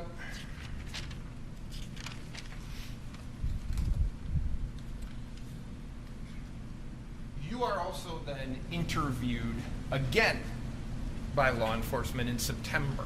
Is that right? That is correct. You bring your lawyer. Correct. Mr. Binger's there? Not in person. Okay, but he's present in the... He is attending the meeting, yes. Okay. And there were three... Sorry, he was present via Zoom. Okay, and there were a total, if you remember, 3 prosecutors present, right? The only 2 people who I were aware were their official capacity was the lead detective, Ben Antaramian, hopefully I pronounced that correctly, and then Mr. Binger. Okay. But as for the other people, I'm sure they mentioned their names, but those were the 2 people that stuck out, I guess I should say. So the people that you recall, Detective Antaramian, Mr. Binger, your lawyer, and you. Correct. And you were asked on that day, which would be, now that would be your second statement, you were asked about what had happened, right? Correct. And had you viewed some of the video between the shooting and the interview that you gave on, I think it was the 24th of September? I can't say for sure, but I would say it's a very fair guess that I had at least seen something at that point, or by that point. And in that interview,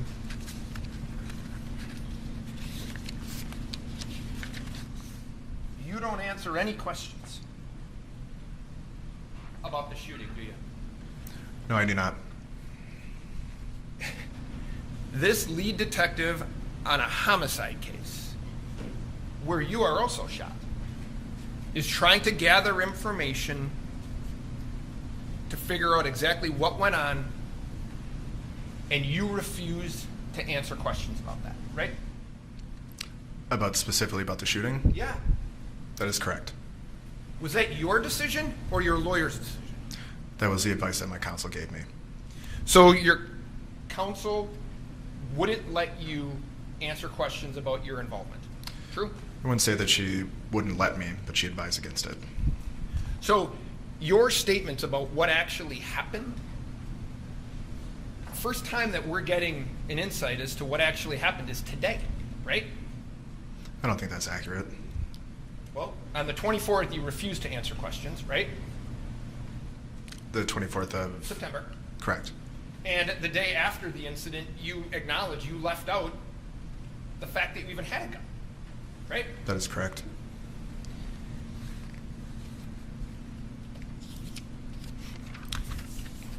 You were asked, Mr. Binger asked you about this, you were asked for permission to look through your phone, right? I do recall that, yes. You never actually gave your phone to Detective Antaramian to look through, did you? My phone was picked up off the street the night of the 25th. So, no, I didn't give my phone to anybody. Somebody, and I'm assuming a police officer, had picked it up. My question to you, that wasn't my question to you. My question to you was, Detective Antaramian asked you for permission to look through your phone, and you never gave him your phone. True? I never gave him permission to look through my phone, no. Are you aware that he had a search warrant for your phone? No, I was not.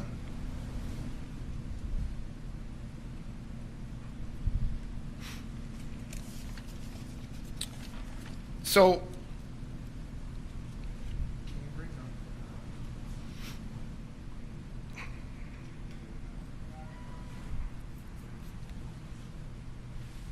if I can, Mr. Grosskreutz, I'm going to walk you through a little bit of the video. Okay? Are we good on time? I haven't been notified that the lunch is here, but I gotta pop up. It'll be here in about 15, you heard what? 15, 20 minutes. I sent From you. now?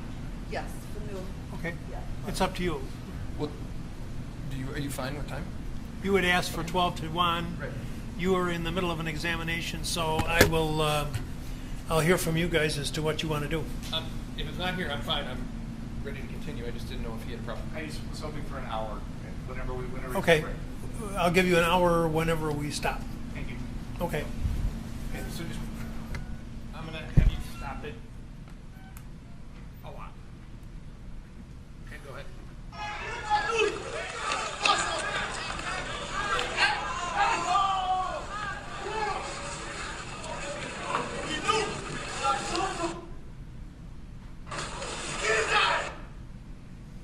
Now, you see that?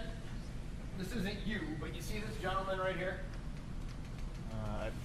See that? I do. Okay. Would you like Sister Marcian's pointer? It's up to you. I don't. You're welcome to use your glasses if you want. He's got it. Oh, he's got it. You see this gentleman right here, right? I do.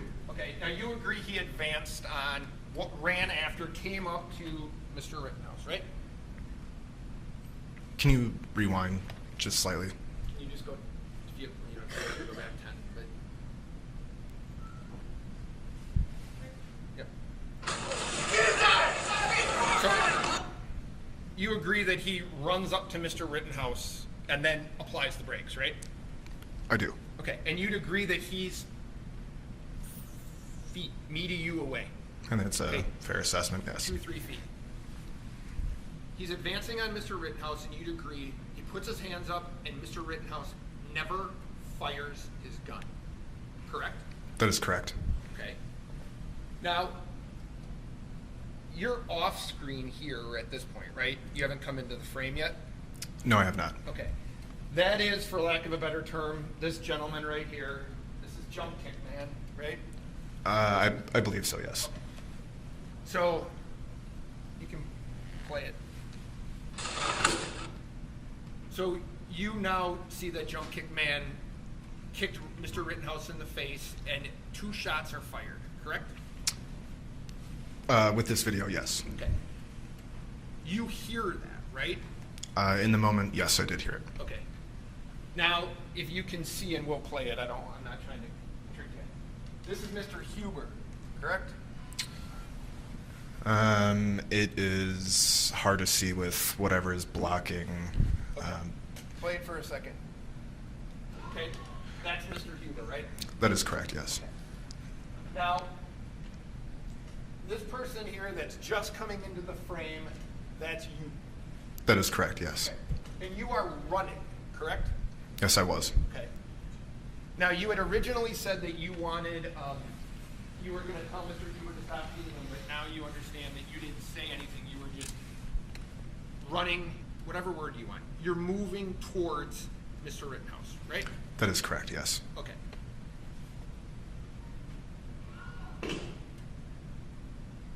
We just heard a shot, yes? Correct. Okay.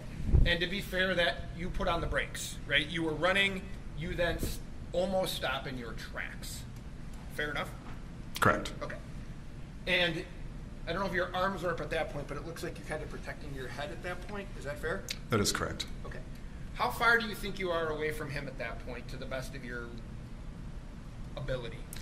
I would say about there, between Me and you? you and I, correct. So 3 feet? 3 to 5. Okay. Now at that point, you have your hands up, right? Yes, I do. Now you probably don't notice him at the time. This guy's holding what looks like a wooden club of some type. Some sort of wooden object, yes. Okay. So your hands are up, and at that point, he has not fired at you, correct? No, he is not. Okay. It's going to be quick. You would agree at this point, you are dropping your hands, You are loading your front foot and you are moving toward Mr. Rittenhouse at that point. True? Yes. Okay. So when you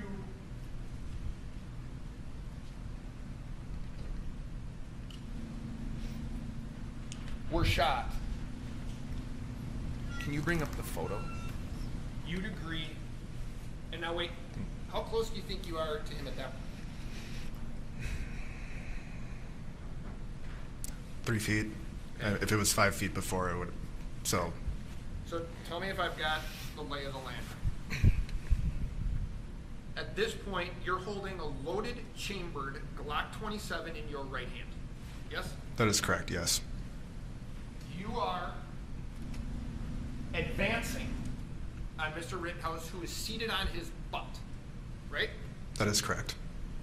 You're moving forward, and your right hand drops down with your gun. Your hands are no longer up, and now the gun is pointed in the direction of Mr. Rittenhouse. Agree? I'll give you a picture. Maybe that'll help.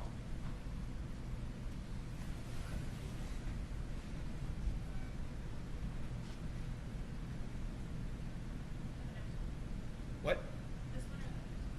What's the next one? These been marked as exhibits? These have been, that's what I was saying. Oh.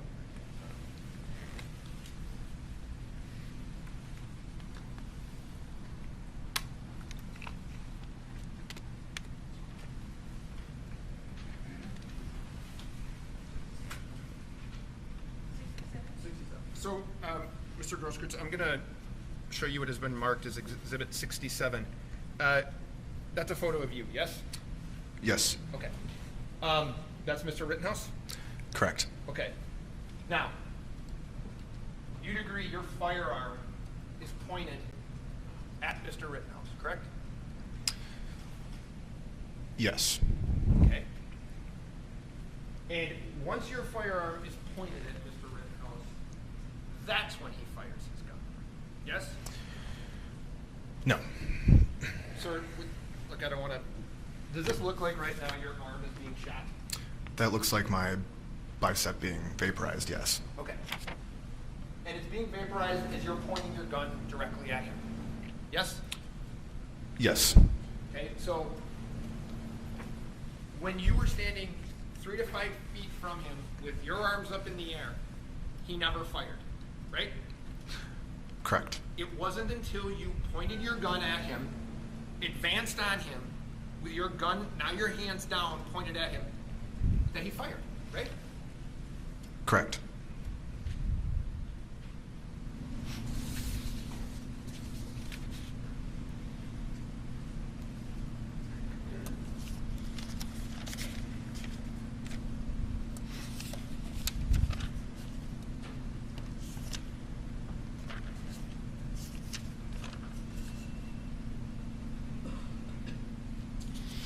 You had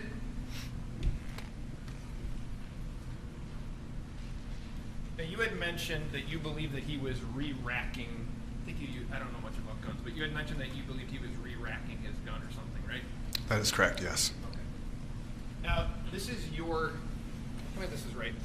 This is your tweet from November 5th. So, during this trial, you're tweeting out, yes? Yes.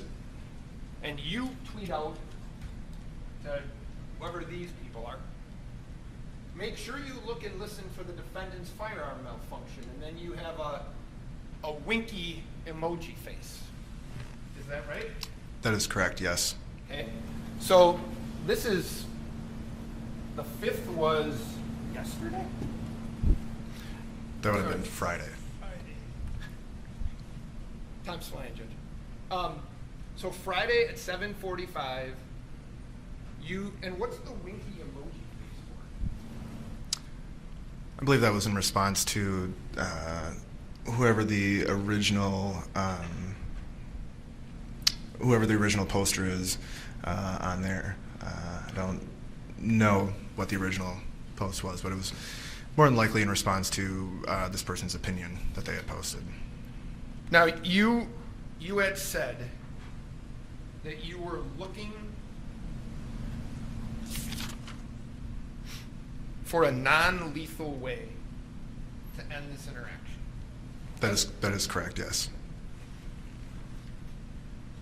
Yet you pulled your gun out and began, I'm going to use the word chase. You began chasing or running after a man who was running away from you, correct?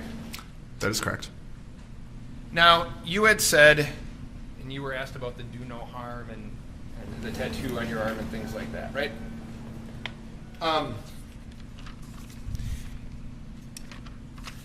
You have some regrets from that evening, don't you?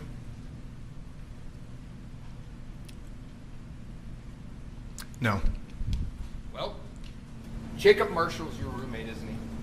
No, he's not. He was your roommate, correct? He was, yes. Okay. And Jacob Marshall came to visit you in the hospital. Is that right? Yes, he did. Okay. And I know he's taken it down, but not before we saw it. He posted something on either Twitter or Facebook with you, right? Correct. Do you remember that? Remember what? The picture that you guys took in the hospital together?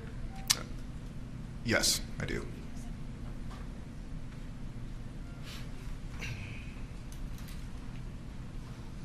We haven't gotten to it yet, Your Honor, but I'm going to be objecting on hearsay grounds here.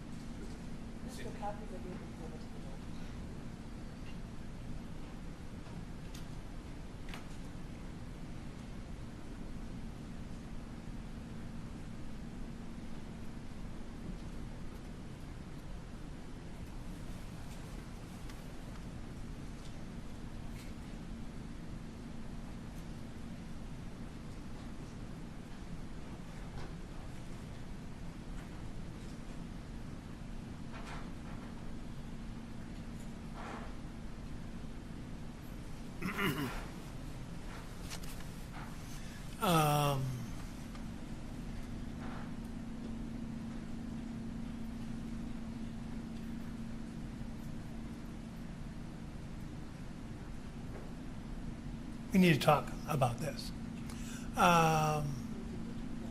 So maybe we should. I assume you have more questions beyond this. Not a ton, but we should probably get this cleared up. Yeah, we might as well. Let's take a break. Please don't talk about the case during the break. I assume your lunch will be here shortly. Don't read, watch, or listen to any account of the trial. Okay, see you in a little bit. See you at about 1:15. Thank you.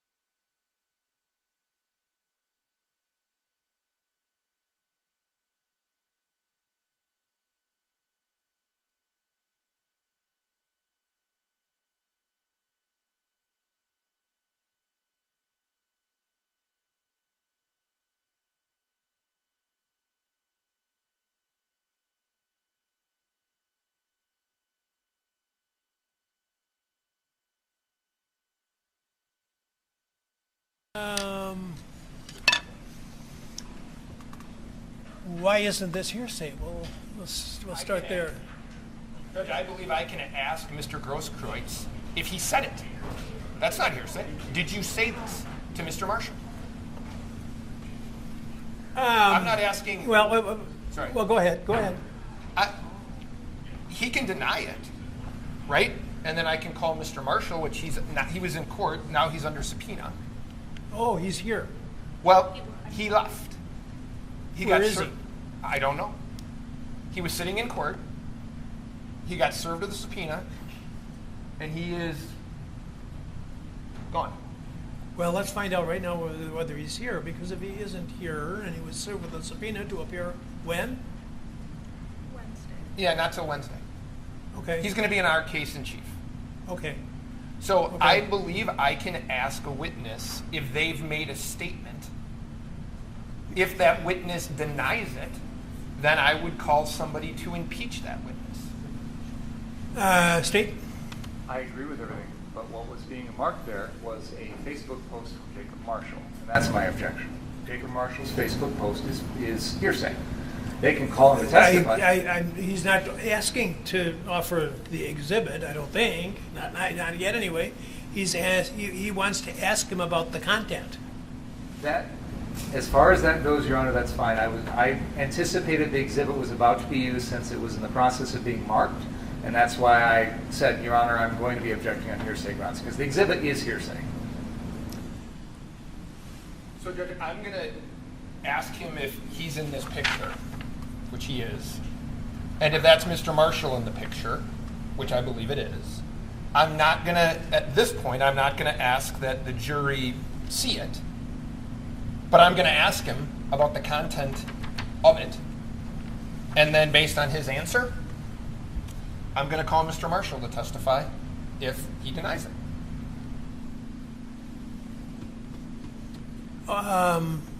Well, certainly the inquiring about a statement allegedly made by the witness would not be hearsay. But there certainly is a coiled snake of hearsay, potential hearsay, so we have to be careful. I'm not going to, I think it's appropriate that he acknowledges that he's in the picture. And then I'm not going to do anything else with it other than to ask him the question. Excellent. What more could I As long as the jury doesn't see that post right now, that's my concern, because that's hearsay. Okay. Yeah, and I'm not going to do that. So, okay, thank you. What time would you like to stack, Judge? 1:15, please. Thank you.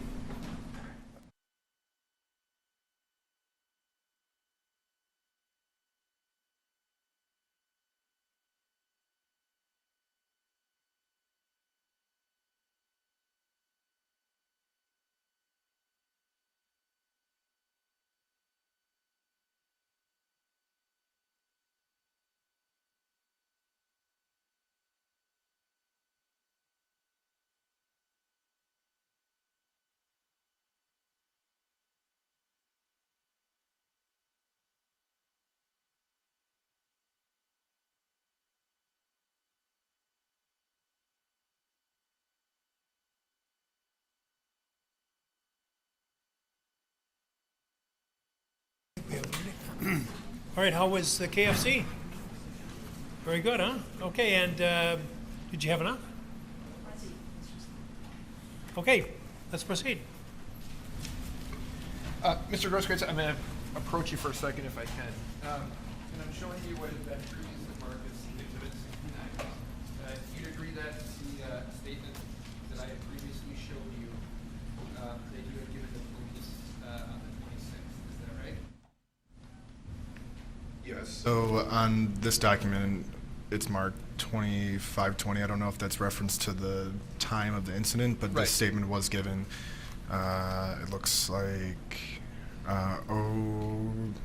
900. I'm sorry, 9:46 a.m. of Okay. the following day. So just so we're clear, it says on 8/25/20 at 11:30 p.m. this happened, right? Correct. Okay. So the only thing I want to make sure that you're comfortable saying is there's markings at various points on this paper. Is that right? Yes, there is. Okay. And the statement is 2 pages. Would you agree with that? Yes, I would. Okay. And can you tell me what those marks are on the left-hand side of that document? What is being referred to? There are circles. It looks like 2 on the first page, 2 on the second page. And these are on the left-hand indent, and in those circles are my initials. Okay. So you had at various points during that statement put your initials on it? Correct. I wasn't able to, I'm right-hand dominant, so I wasn't able to write. So the officer that, I'm not sure which officer that was, but the officer was taking my verbal statement, transcribing it, and then throughout I would initial either, so you can see here, there's the word approximately was crossed off. I signed that there's a correction there made. Okay, so can I ask you this? Yeah. Where it says, I told multiple officers that I had dropped my firearm, right next to that you put your initials, is that right? Yes, I did. Okay. And to be fair, on the bottom of each one of these pages, it says, I have made the above statement without any threats or promises. It is my desire to state the true facts as to this incident. I have read the above statement and find it true and correct. Is that what it says? That is what it says, yes. Okay, and you signed that, correct? Correct. Okay. So my last, where we left off, I just have a couple questions for you. I had asked you if you had any regrets about that evening, and that you had said that you did not, correct? Correct. And I had asked you if you know a person, Jacob Marshall, correct? Yes. And Jacob Marshall may not be today, but he was your roommate. Yes. And you had said that he had visited you in the hospital. Yes. And I'm going to show you what is marked as Exhibit 70.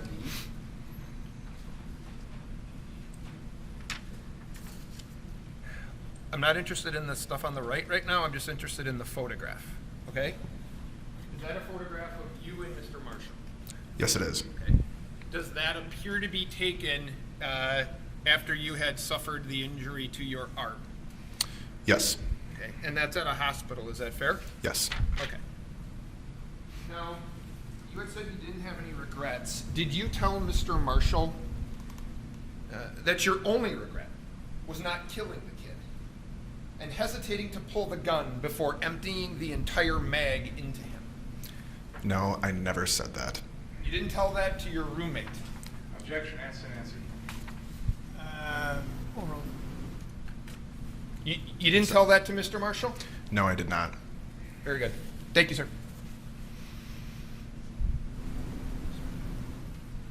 Judge, I would move 69 and 70. Any objection?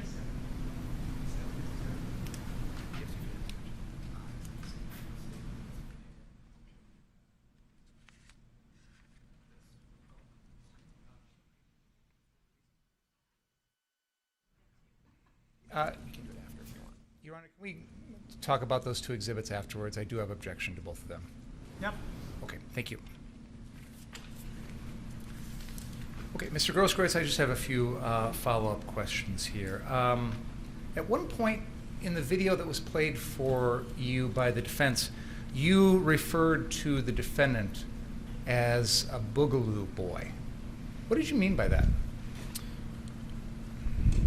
I don't recall if I was referring specifically to the defendant. I think a more accurate statement would be the group of armed individuals, predominantly white males with AR-15s, in, generally speaking, some sort of, we'll say, paramilitary attire. And what I mean by that is camel clothes, body armor, chest rigs, helmets, things of that nature.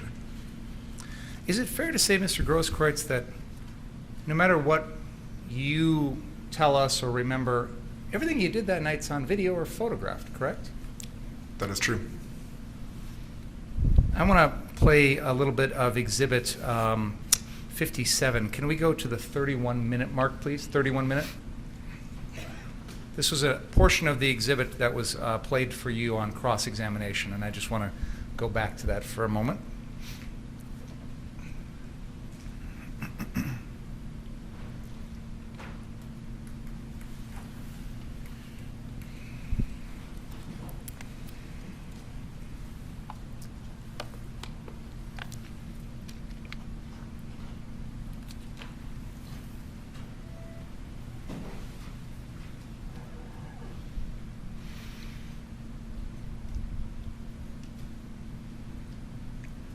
Can we play from there, please?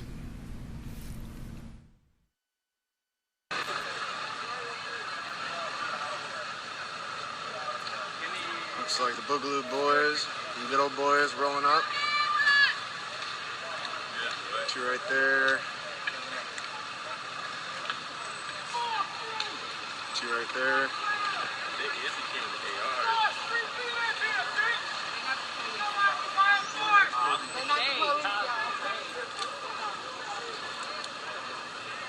You fucking laughing? Fuck you!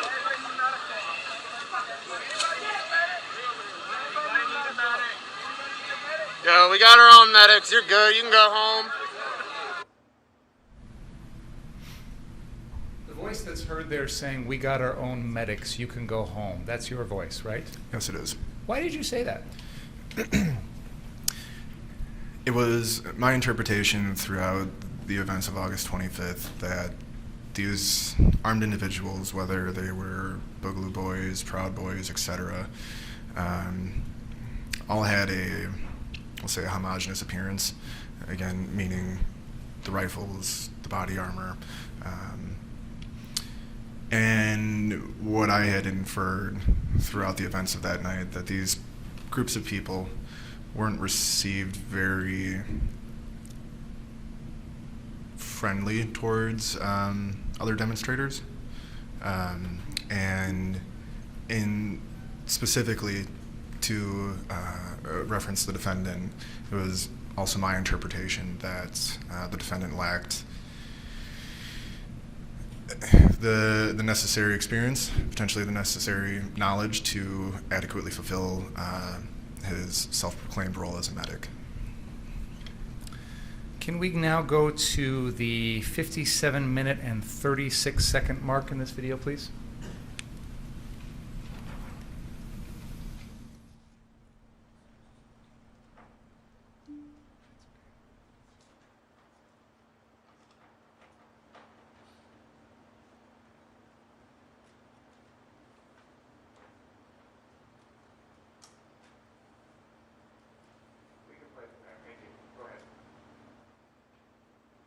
Stay on your property.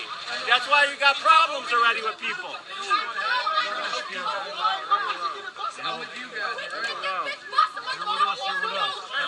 the hothead here. Don't look for trouble. I know you are, but like, they got their own medics.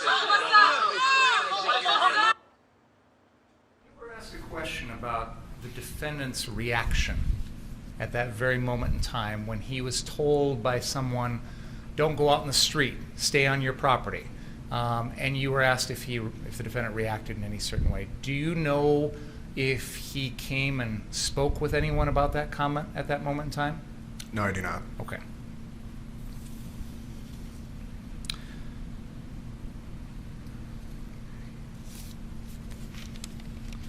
Now can we go to the 1 hour, 17-minute, and 10-second mark in this exhibit, please?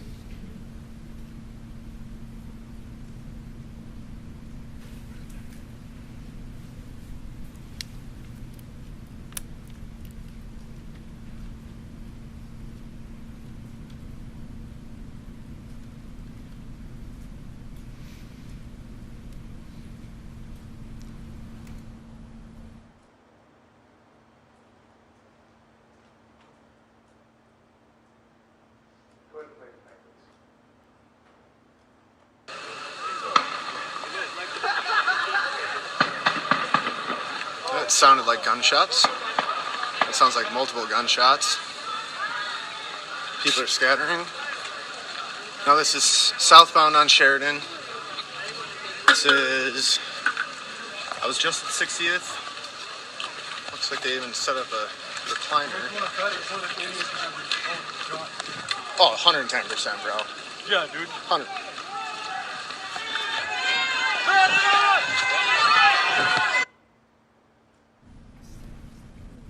Do you hear what the crowd is saying at that point? I do. And what were they saying? Sounds like they're yelling medic repeatedly. Is that what caused you to start running? Yes, it is. Okay, go ahead.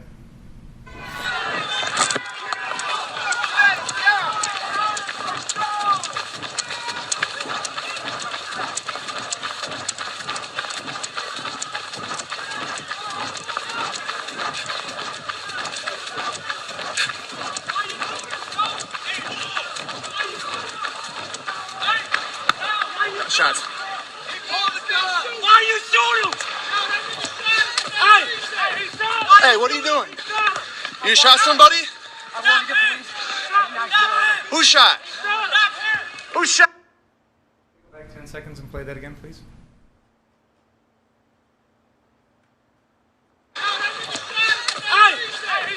Hey, what are you doing? You shot somebody? Who shot? Who shot? Is it fair to say, Mr. Grosskreutz, that what was just played on the screen is the only words exchanged between you and the defendant after the defendant killed Joseph Rosenbaum? Yes. And you've already explained what you heard at that time. We've already heard the video. Was there ever a time in which the defendant said someone pulled a gun on him? In hindsight, no. In your statement the next morning, you told the police you'd heard the words, something to the effect of, he pulled a gun on me, from the defendant. Is that right? Correct. With the benefit of hindsight, we can see that never happened, correct? Correct. At the time you gave the statement to the police the following morning, how long had you been awake?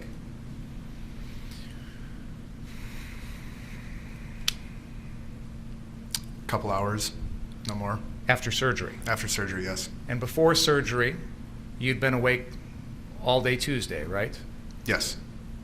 And in the time period between you were shot by the defendant and the time you spoke to the police officers, did you even have possession of your phone? No, I did not. Had you watched this Facebook live stream? No, I had not. Can we continue that video now, please? Stop him! Hey, stop him! Stop him!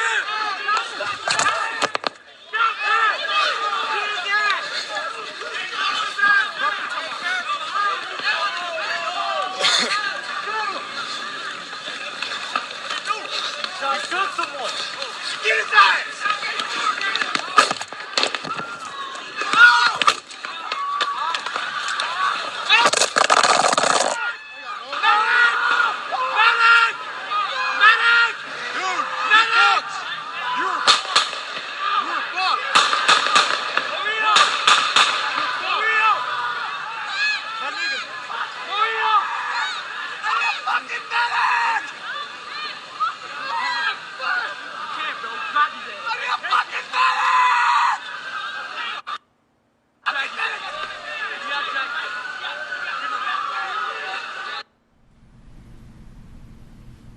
Mr. Grosskreutz, we can still hear audio, but there's no video coming from your live stream. Do you know why that is at this particular moment in time? I believe it's because I had dropped my phone after being shot by the defendant. To the best of your knowledge, did the audio that we just capture, or watch rather, did that capture everything that you said when you after you talked to the defendant and had that little exchange until you got shot? Yes. At any point in there, did you say anything about you're going to kill the defendant, you're going to shoot the defendant, make any threats to the defendant of any kind? No.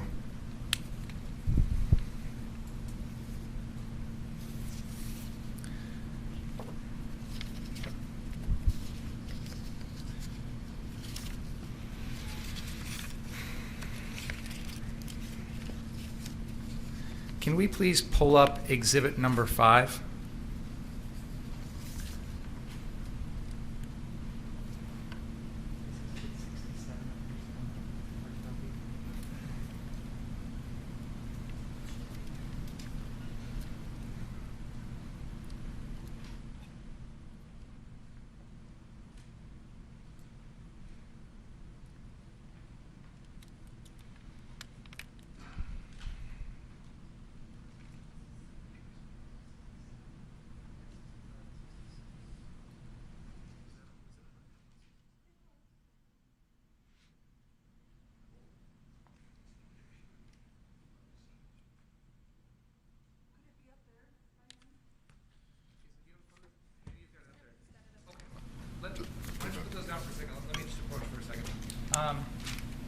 While we're getting ready for Exhibit 5, let me just ask, may I approach, Your Honor?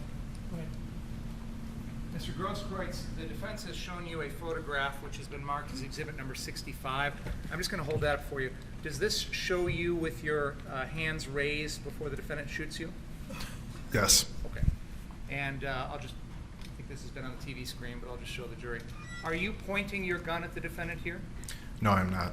Is this right before he does the re-racking of the gun? Yes, it is. And then exhibit number 66, this is the photograph that shows you moving towards the defendant after he re-wrecks the gun. Is that fair to say? Yes, it is. Now, you were asked if you are pointing your gun at the defendant in this picture and also in exhibit number 67. Do you remember being asked those questions? I do. At any point during that encounter, did you intentionally point your firearm at the defendant? No, I did not. Can we play Exhibit 5, please?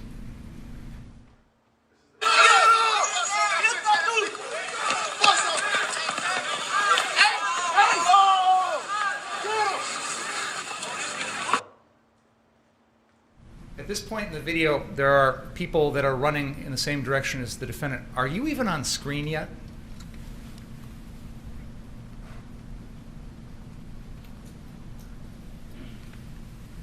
I don't see myself on screen, no. All right, let's keep going.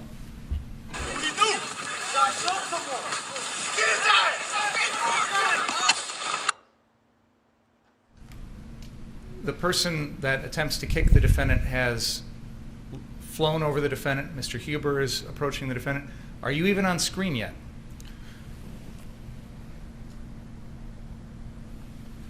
No, I'm not. All right, let's continue.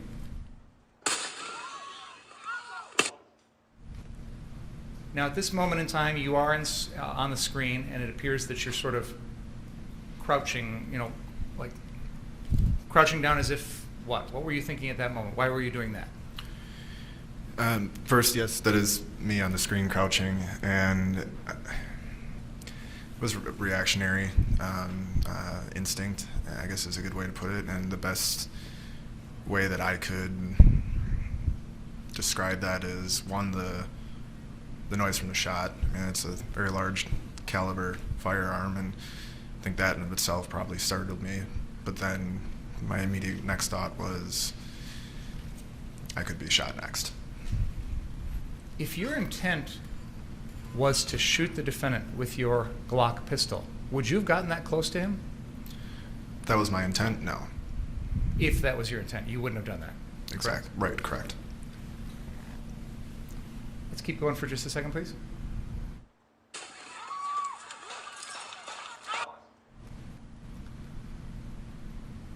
Would you mind, if you can, standing up and demonstrating to the jury how your body is positioned in this still?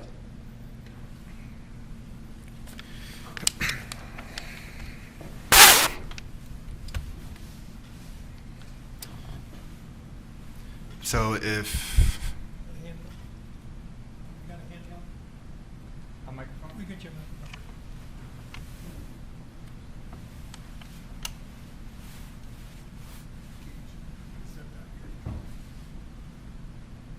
We'll give you the microphone, and if you could just step in front of the jury there, I'd like you to demonstrate this for us, if you could.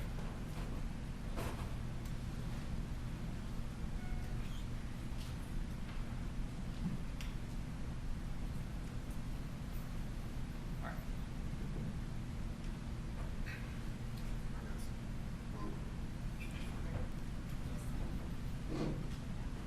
Might have to hold it really close. So in this still, if the defendant is right here in front of me on the ground, this is my pistol that I had in my hand. This is my cell phone. My body is bladed towards the defendant. I have a cell phone in my left hand, microphone or pistol in my right. My body is bladed with my left hand, left arm, towards the defendant's firearm, with then my pistol in a similar angle I'm about to show you. When you were after all this was said and done, was there any impact or anything like that on your left arm from that gunshot? Yes, there was. What was that? It was determined to be a muzzle burn. From its proximity to the defendant's gun? So a little more context on that. When a bullet is fired, there are gases that are Judge, extracted. I'm going to object. That's fine. We'll move on. You can go ahead and have a seat. Thank you for doing that.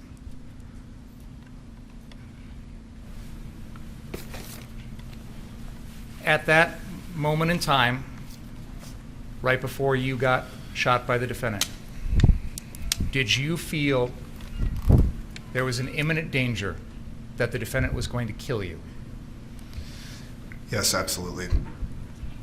When you were just demonstrating to us the way your right hand was holding the gun, however it was angled, my question for you is that the way you hold and point a gun when you're going to shoot it? No.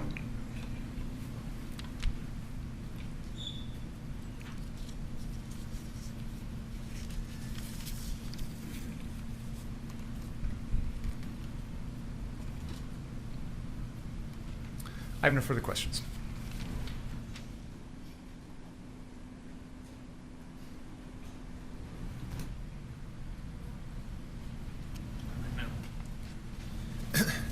So, Mr. Grosskreutz, you watched the video that Mr. Binger played when Mr. Rittenhouse was walking past you, and you had said something along the lines of, "No medics are needed here, we don't need you," right?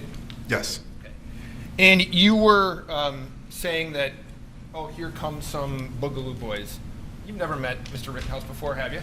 No, I have not. You had no idea who he was, any affiliation with any group, nothing, right? No. You were just spouting off guessing. Yes? I was making an inference. Yes. With no information. Yes. And Mr. Binger asked you if you ever threatened verbally with words Mr. Rittenhouse. Do you remember him asking you that? I do. Okay. And your answer was he did not. Yes. You'd agree, people don't have to use words to threaten other people. They can do it by their actions, correct? Yes. Like running after them down the street with a loaded firearm, right? Yes. Like approaching them, loading their foot and moving their gun forward while the person's on their butt sitting there, right? Those are non-verbal things that can be used to show aggression, correct? Yes. Now, you had been asked by Mr. Binger, and you had shown a demonstration of this blading maneuver, as you call it, and I'll take your word on that. Can you bring up 67?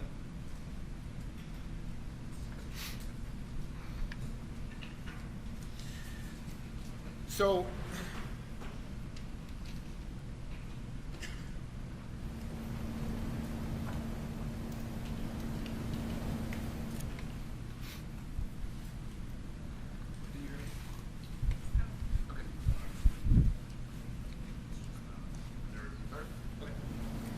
now, you can talk about what your mental intention was.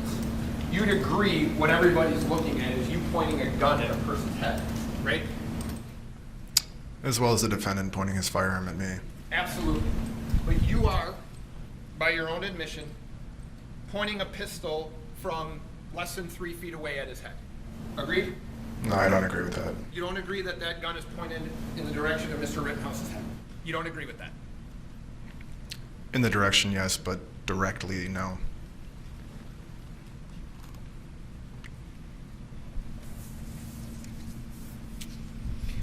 You didn't tell him what you were doing, right? I don't have time to. Well, as you're running, you didn't say anything, right? You're just chasing him down. You never say anything. It would have been hard to communicate that over gunfire.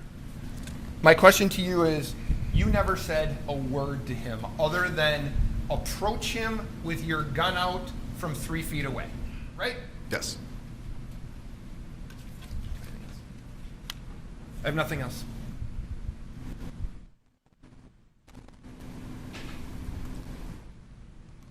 When you asked the defendant if he'd shot anyone, he lied to you, didn't he? Yes, he did. And even though you've been asked questions about what he said at various times or things like that, did he make threats to anything like that, to people, anything like that? You construed his actions as threatening, didn't you? Based off of witnessing the first 2 shots with Jump Kick Man, the third shot that killed Anthony Huber, yes. Thank you. I have one question. He didn't lie to you, right? When you had contact with him, he didn't lie to you, did he? Yes, he did. How did he lie to you? After having asked him who was shot, and then him saying, I'm going to the police, which we know after the fact, and then saying, I didn't do anything. So it's your testimony today that you heard. Now, to be fair, your first interview that you signed, you said that he told you, I'm working with the police, right? I object. This is beyond the scope of the redirect. Right? That is what I thought I heard in the moment, yes. Okay, so you weren't telling the correct statement, correct? Can you... Yeah. You said that Mr. Rittenhouse lied to you. Yes. Your initial statement to the police was, he told me I'm working with the police. You know that's not true. After the fact, yes. Okay. So what is on tape is he said, I'm going to the police, right? Yes. You're not saying that's not true. No, I'm not. Nothing else. You missed it, Counselor.